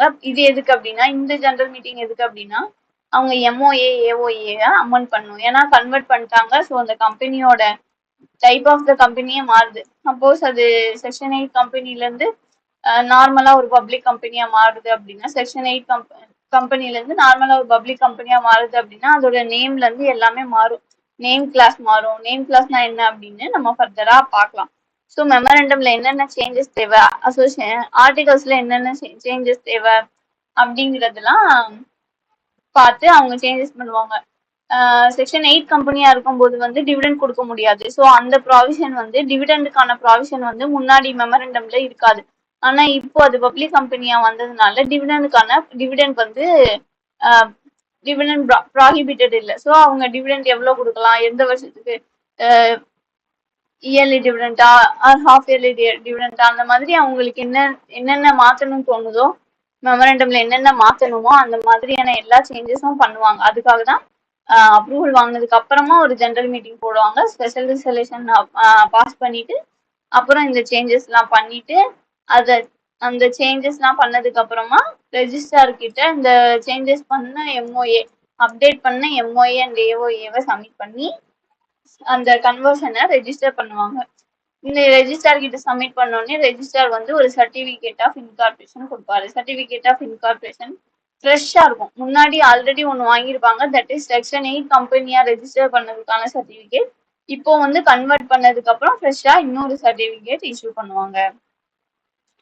Revocation of licence. Revocation of லைசன்ஸ்னா என்ன அப்படின்னா, லைசன்ஸ் கொடுத்தாச்சு சென்ட்ரல் கவர்மெண்ட், அதுக்கப்புறம் அந்த கம்பெனி வந்து ஏதோ தப்பா பண்ணிட்டாங்க அப்படின்னா சென்ட்ரல் கவர்மெண்ட் அந்த லைசன்ஸா புடுங்கிடுவாங்க. இப்போ அந்த பவர் யார்கிட்ட இருக்கு அப்படின்னா ஆர்டி கிட்ட டெலிகேட் பண்ணிட்டாங்க. ஸோ ஆர்டி வந்து லைசன்ஸை ரிவோக் பண்ணலாம். எப்போ அப்படின்னா, company contravenes any of the requirement. Suppose அந்த கம்பெனி ஏதோ கண்டிஷன் இல்லைன்னா ரெக்யர்மெண்ட்டை ஃபாலோ பண்ணல, லைசன்ஸ் இஷ்யூ பண்ணும்போது ஏதாவது கண்டிஷன் போட்டிருக்காங்க சென்ட்ரல் கவர்மெண்ட், அதை ஃபாலோ பண்ணல அப்படின்னா ஆர்டி லைசன்ஸை கேன்சல் பண்ணிடலாம். அப்படி இல்லை அப்படின்னா, சப்போஸ் அந்த கம்பெனி ஏதாவது ஃப்ராடுலண்ட் ஆக்டிவிட்டி பண்ணிருக்கு ஆர் வயலேஷன் ஆஃப் ஆப்ஜெக்ட், அதோட ஆப்ஜெக்ட் இல்லாம வேற ஏதோ பண்ணுது, அப்படி இல்லாம prejudicial to public interest, இந்த மாதிரி பப்ளிக் நல்லனுக்காக இல்லாம கெடுதலுக்காக இயங்கிட்டு இருக்கு, அது செயல்பட்டு இருக்கு அப்படின்னா ஆர்டி வந்து அதோட லைசன்ஸை ரிவோக் பண்ணலாம். ஒன்ஸ் லைசன்ஸ் ரிவோக் பண்ணதுக்கு அப்புறமா அந்த கம்பெனியோட நேம்ல லிமிடெட் ஆர் பிரைவேட் லிமிடெட் அப்படின்னு போட்டுருவாங்க. ஏன்னா செக்ஷன் 8 கம்பெனியா இருக்கும் போது இந்த word limited or private limited வராதுன்னு நம்ம பார்த்துட்டோம். அது இப்ப லைசன்ஸ் ரிவோக் பண்ணதுனால that is not an section 8 company anymore. So அவங்க என்ன பண்ணிடுவாங்க, லிமிடெட் ஆர் பிரைவேட் லிமிடெட் அப்படிங்கிற வேர்ட்ஸை ஆட் பண்ணிடுவாங்க. இந்த மாதிரி லைசன்ஸ் ரிவோக் பண்றதுக்கு முன்னாடி ஆஸ் யூஸ்வல் கம்பெனிக்கு ஒரு ஆப்பர்ச்சுனிட்டி கொடுக்கணும் அவங்க சைட்ல இருந்து எக்ஸ்பிளைன் பண்றதுக்காக. ஒன்ஸ் ரிவோக் பண்ணதுக்கு அப்புறம் என்ன நடக்கும் அப்படின்னா, ரிவோக் பண்ணதுக்கு அப்புறம் central government may direct the following. Central government இன்னொரு ஆர்டர் இஷ்யூ பண்ணுவாங்க. என்ன அப்படின்னா, அந்த கம்பெனியை வைண்டிங் அப் பண்றதுக்கு, வவுண்ட் அப் பண்றதுக்கு. வைண்டிங் அப்னா என்ன அப்படின்னா, அசெட், அந்த கம்பெனியோட அசெட் எல்லாம் செல் பண்ணி அவங்க லைபிலிட்டிஸ் எல்லாம் செட்டில் பண்றது தான் வைண்டிங் அப். அந்த கம்பெனியை இழுத்து மூடிடுவாங்க, அவ்வளவுதான். சப்போஸ் அந்த மாதிரி செட்டில் பண்ணும்போது ஏதாவது எக்ஸஸ் அசெட் இருக்கு அப்படின்னா அந்த அசெட்டை சென்ட்ரல் கவர்மெண்டோட டைரக்ஷன் படி, சென்ட்ரல் கவர்மெண்ட் எப்படி சொல்றாங்களோ அந்த மாதிரி, சப்போஸ் சென்ட்ரல் கவர்மெண்ட் வந்து அதை இன்னொரு கம்பெனிக்கு டிரான்ஸ்ஃபர் பண்ண சொல்றாங்க to another company having similar object, வேற ஏதாவது ஒரு கம்பெனிக்கு ஹேவிங் சிமிலர் ஆப்ஜெக்ட், இதே மாதிரி இன்னொரு கம்பெனி இருக்கும்ல அதுவும் சேம் ஆப்ஜெக்ட் இருக்கும்ல, அந்த மாதிரி கம்பெனிக்கு இந்த எக்ஸஸ் அசெட்டை டிரான்ஸ்ஃபர் பண்ண சொல்லலாம். அப்படி இல்லை அப்படின்னா அந்த எக்ஸஸா இருக்கிற அசெட்டை செல் பண்ணி அதுல வர ப்ரொசீட்ஸை can be credited to the insolvency and bankruptcy fund. Insolvency and bankruptcy ஃபண்டுக்கு அந்த ப்ரொசீஸை டிரான்ஸ்ஃபர் பண்ணணும் அப்படின்னு சொல்லிட்டு சென்ட்ரல் கவர்மெண்ட் ஆர்டர் பண்ணலாம். இந்த ரெண்டுல எது வேணா சென்ட்ரல் கவர்மெண்ட் சொல்லலாம். வைண்டிங் அப் அப்படி இல்லை அப்படின்னா அமால்கமேட் பண்றதுக்கும் சென்ட்ரல் கவர்மெண்ட் ஆர்டர் போடலாம். Amalgamate with any other company having similar objects, எந்த கம்பெனி இதே மாதிரி இருக்கிற இன்னொரு கம்பெனியோட அமால்கமேட் பண்ணலாம். Central government empowered with over riding effect. Over riding effect அப்படின்னா என்ன அப்படின்னா, என்னென்ன பவர்ஸ், அதாவது ரெண்டுமே சேர்ந்து ஒரு கம்பெனியா அமால்கமேட் பண்ணுது இல்லையா, ஸோ அந்த கம்பெனில ஏதாவது கண்டிஷன்ஸ் இஷ்யூ பண்ணணும் அப்படின்னா என்னென்ன ரைட்ஸ் டு ஃபார்ம், அதாவது provide the state's amalgamation to form a single entity with such constitution, properties, power, rights, interests, authorities and privileges with such liabilities, duties, obligation as may be specified in the order. அந்த ஆர்டர்ல சொல்லியிருக்க மாதிரி அந்த ரெண்டு கம்பெனியுமே amalgamate central government சொன்ன மாதிரி தான் amalgamation நடக்கும். அவங்க ரெண்டு கம்பெனியும் பேசி முடிவு பண்ணிட்டு அமால்கமேட் பண்ணிக்கலாமான்னா கிடையாது. Central government has over riding effect. அவங்க என்ன சொல்றாங்களோ அதுதான் ஃபைனல். சென்ட்ரல் கவர்மெண்ட் சொல்றதுதான் ஃபைனல். பெனல்டி பனிஷ்மெண்ட் இன் கான்ட்ரவென்ஷன். சப்போஸ் அந்த கம்பெனி செக்ஷன் 8 ப்ராவிஷன்ஸ்ல ஏதாவது டிஃபால்ட் பண்ணிருக்கு, ஏதோ கம்ப்ளை பண்ணல, நான் கம்ப்ளைன்ஸ் இருக்கு அப்படின்னா, அதாவது ஃப்ராட் பண்ணல, அவங்க வந்து இருக்கிற ப்ராவிஷனை ஃபாலோ பண்ணல, அதுல டிஃபால்ட் வச்சிருக்காங்க அப்படின்னா கம்பெனிக்கு 10 lakhல இருந்து 1 crore ரூபி வரைக்கும் ஃபைன் இருக்கும். அதே டைரக்டர்ஸ் அண்ட் அதர் ஆஃபீஸருக்கு 25,000ல இருந்து 25 lakhs rupees வரைக்கும் ஃபைன் போடுவாங்க. சப்போஸ் அந்த கம்பெனி வந்து ஏதாவது ஃப்ராட் பண்ணியிருக்காங்க, the affairs of the company were conducted fraudulently அப்படின்னா, அந்த கம்பெனியோட every officer will be liable under section 447. These are the summary of section 8. அவ்வளவுதான், நம்ம செக்ஷன் 8 வந்து பார்த்து முடிச்சிட்டோம். நெக்ஸ்ட் வந்து relaxation available to section 8 company. என்ன ரிலாக்ஸேஷன்லாம் செக்ஷன் 8 கம்பெனிக்கு இருக்கு அப்படின்னா, செக்ஷன் 8 கம்பெனி வந்து ஜென்ரல் மீட்டிங்க 14 days நோட்டீஸ் கொடுத்தா போதும். மற்ற கம்பெனிலாம் 21 days நோட்டீஸ் கொடுக்கணும். இது என்னது 21 days நோட்டீஸ் அப்படி 14 days நோட்டீஸ் 21 days நோட்டீஸ் அப்படின்னா என்ன அப்படின்னா, சப்போஸ் இப்போ ஜென்ரல் மீட்டிங் வந்து 30th September கண்டக்ட் பண்றாங்க அப்படின்னா, 30th September 2025 கண்டக்ட் பண்றாங்க அப்படின்னா 21st 21 days நோட்டீஸ் அப்படின்னா, இந்த ஜெனரல் மீட்டிங் நடக்கிறதுக்கு 21 daysக்கு ப்ரையராகவே நோட்டீஸ் கொடுக்கணும். அப்போனா அவங்க at least to the least 9th September notice கொடுக்கணும். இது வந்து ஜென்ரலா எல்லா கம்பெனிக்கும் இருக்கிற ப்ராவிஷன். ஆனா செக்ஷன் 8 கம்பெனிக்கு என்ன ஒரு ரிலாக்ஸேஷன்னா, 14 daysக்கு முன்னாடி கொடுத்தா போதும். அப்படின்னா அவங்களுக்கு 16th September வரைக்கும் டைம் இருக்கு. 16th September வரைக்கும் டைம் இருக்கு அவங்க ஜெனரல் மீட்டிங் நோட்டீஸ் அனுப்புறதுக்காக. அதுக்கப்புறம் இது ஒரு ரிலாக்ஸேஷன். நெக்ஸ்ட் ரிலாக்ஸேஷன் என்ன அப்படின்னா, நெக்ஸ்ட் ரிலாக்ஸேஷன் என்ன அப்படின்னா, மினிமம் நம்பர் ஆஃப் டைரக்டர்ஸ் எவ்வளோ இருக்கணும், அதெல்லாம் அந்த ரெக்குவயர்மெண்ட்லாம் கிடையாது. மற்ற கம்பெனிக்கெலாம் இருக்கு. ஆனால் செக்ஷன் 8 கம்பெனிக்கு minimum number of director independent டைரக்டர்லாம் அப்ளிகபிள் கிடையாது. அதே மாதிரி section 8 company need not to constitute nomination remuneration committee, shareholder relationship committee. மற்ற கம்பெனிலாம் இது மஸ்ட், ஆனால் செக்ஷன் 8 கம்பெனிக்கு மட்டும் கிடையாது. அப்புறம் நெக்ஸ்ட் டாபிக் வந்து எஃபெக்ட் ஆஃப் ரெஜிஸ்ட்ரேஷன், செக்ஷன் 9. இது என்ன சொல்லுது அப்படின்னா, ரெஜிஸ்டர் பண்ண டேட்ல இருந்து the company will be a body corporate. Body corporate என்ன அப்படின்னா, body corporate is a wider term. Body கார்பரேட்ல நிறைய வரும். பாடி கார்பரேட்ல ஒரு பார்ட் தான் கம்பெனி. ஈவன் எல்எல்பி கூட பாடி கார்பரேட் தான். ரெஜிஸ்டர் பண்ண எல்எல்பி கூட பாடி கார்பரேட் தான். Company is also a body corporate.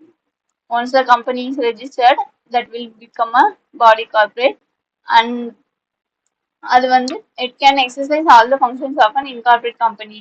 Incorporate company என்னென்னலாம் பண்ண முடியுமோ அதை ஒன்ஸ் இன்கார்பரேட் பண்ணதுக்கு அப்புறம் எல்லா கம்பெனியும் பண்ணலாம். Having perpetual succession. பெர்பச்சுவல் சக்சஷன்னா உங்களுக்கே தெரியும், அதுக்கு ஒரு எண்டே கிடையாது. It will go on forever. அதாவது அதுவே வைண்டிங் அப் ஆகுற வரைக்கும் அந்த கம்பெனி will have perpetual succession. Power to acquire, hold and dispose of properties. Property வாங்குறதுக்கு அக்ரிமெண்ட் போடுறது, ப்ராப்பர்ட்டியை அந்த கம்பெனியோட பேர்லயே அதால வாங்க முடியும். ஒரு டைரக்டர் பேர்ல வாங்கணும்லாம் கிடையாது. அந்த கம்பெனி அதோட பேர்லயே டாக்குமெண்ட் வாங்கலாம், ப்ராப்பர்ட்டி வாங்கலாம், அதை ஹோல்ட் பண்ணிக்கலாம், டிஸ்போஸ் ஆஃபும் பண்ணிக்கலாம். அதே மாதிரி கம்பெனி அதோட ஓன் நேம்ல கான்ட்ராக்ட் போட முடியும். அதாவது வேற ஒரு தேர்ட் பார்ட்டி கூட கம்பெனி நேம்ல கான்ட்ராக்ட் போட்டுக்கலாம். அதே மாதிரி கம்பெனி கேன் சூ அ தேர்ட் பார்ட்டி. அதாவது ஏதாவது டிஃபால்ட் இருந்தது அப்படின்னா கம்பெனி வந்து தேர்ட் பார்ட்டியை சூ பண்ணலாம். ஷூனா என்ன சொல்றது, கேஸ் போடலாம். அதான் கேஸ் போடலாம். அதே மாதிரி இந்த company can also be sued. ஒரு தேர்ட் பார்ட்டியும் கம்பெனி மேல கேஸ் ஃபைல் பண்ணலாம். So these are the effect of registration. Okay, let's see the summary. நம்ம இது வரைக்கும் என்னென்ன பார்த்துருக்கோம் அப்படின்னு ஒரு சின்ன சம்மரி, என்னென்ன டாபிக்லாம் பார்த்துருக்கோம் மட்டும் ஒரு சின்ன சம்மரி பார்த்துக்கலாம், ரீகேப் பண்ணிக்கலாம். ஃபர்ஸ்ட் வந்து இன்ட்ரோடக்ஷன் பார்த்தோம். இன்ட்ரோடக்ஷன்ல வந்து ப்ரொமோட்டரோட டெஃபினிஷன் பார்த்தோம். ப்ரொமோட்டர் டெஃபினிஷனுக்கு அப்புறம் செக்ஷன் 3 பார்த்தோம், that is formation of company பார்த்தோம். என்னென்ன டைப்ஸ் ஆஃப் கம்பெனி இருக்கு, சப்ஸ்கிரைபர் டு எம்ஓஏனா என்ன, இதெல்லாம் பார்த்தோம். ஓபிசி கம்பெனிக்கு என்னென்ன ப்ராவிஷன் இருக்கு, நாமினி பத்தி பார்த்தோம். அது நாமினி கன்சென்ட் வித்ட்ரா பண்றது எப்படி, ரீப்ளேஸ் பண்றது எப்படி, நாமினி செஷன், இந்த மாதிரி எல்லாமே நாமினி ரிலேட்டடா பார்த்தாச்சு. அதே மாதிரி ரிலாக்ஸேஷன் டு ஓபிசியும் பார்த்தாச்சு. நெக்ஸ்ட் வந்து ரிடக்ஷன் இன் மெம்பர். சப்போஸ் அந்த member number of member reduction ஆச்சுன்னா அதுக்கு என்ன ப்ராவிஷன், என்ன லயபிலிட்டி மெம்பர்ஸ்க்கு, அதெல்லாம் பார்த்தாச்சு. அதுக்கப்புறம் இன்கார்பரேஷன் ஆஃப் கம்பெனி செக்ஷன் 7, அதுக்கு என்ன ப்ரொசீஜர், இன்கார்பரேட் பண்றதுக்கு என்னென்ன டாக்குமெண்ட் சப்மிட் பண்ணணும், யார்கிட்ட சப்மிட் பண்ணணும், என்னென்ன டிக்ளரேஷன் சப்மிட் பண்ணணும், எல்லாமே பார்த்தாச்சு. எம்ஓஏ ஏஓஏ எப்படி சைன் பண்ணணும், ஃபாரின் நேஷனலா இருந்தா எப்படி சைன் பண்ணணும், அப்புறம் டிக்ளரேஷன், ஸ்டாச்சுட்டரி டிக்ளரேஷன் எப்படி யார் சப்மிட் பண்ணணும், என்ன ஃபார்மு, அதே மாதிரி declaration by subscriber to MOA and first directors எப்படி பண்ணோம், அதுக்கப்புறம் ஃபர்ஸ்ட் டைரக்டர் பர்டிகுலர்ஸ், இதெல்லாம் அதே மாதிரி சப்ஸ்கிரைபர்ஸ் டு எம்ஓஏ அவங்களோட பர்டிகுலர்ஸ் இதெல்லாம் அட்டாச் பண்ணணும் பார்த்தோம். அதே மாதிரி சர்டிஃபிகேட் ஆஃப் இன்கார்பரேஷன் எப்படி இருக்கும், என்ன ஃபார்ம்ல இருக்கும், அதுல என்னென்ன மென்ஷன் பண்ணியிருப்பாங்க, அது அதுல யார் சைன் பண்ணிப்பா, சீல் வச்சிருப்பா, அதெல்லாம் பார்த்தோம். அதே மாதிரி certificate is not a conclusive proof அப்படின்னு பார்த்தோம். சர்டிஃபிகேட்ல சின் நம்பர் இருக்கும், அந்த சின் நம்பர்னா என்ன, ஒவ்வொரு கேரக்டரும் என்ன டினோட் பண்ணுது, அதெல்லாம் பார்த்தோம்.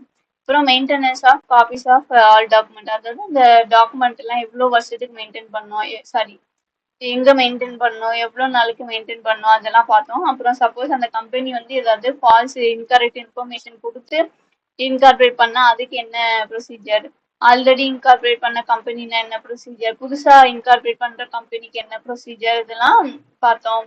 அதுக்கப்புறம் செக்ஷன் 8 கம்பெனி இப்போ பார்த்தோம். யாரு லைசன்ஸ் இஷ்யூ பண்ணலாம், யாரு கம்பெனி இன்கார்பரேட் லைசன்ஸ் யாரு இஷ்யூ பண்ணலாம், யாரு லைசன்ஸ் வாங்கலாம், அதெல்லாம் பார்த்தோம். அதோட ஃபீச்சர்ஸ் பார்த்தோம்.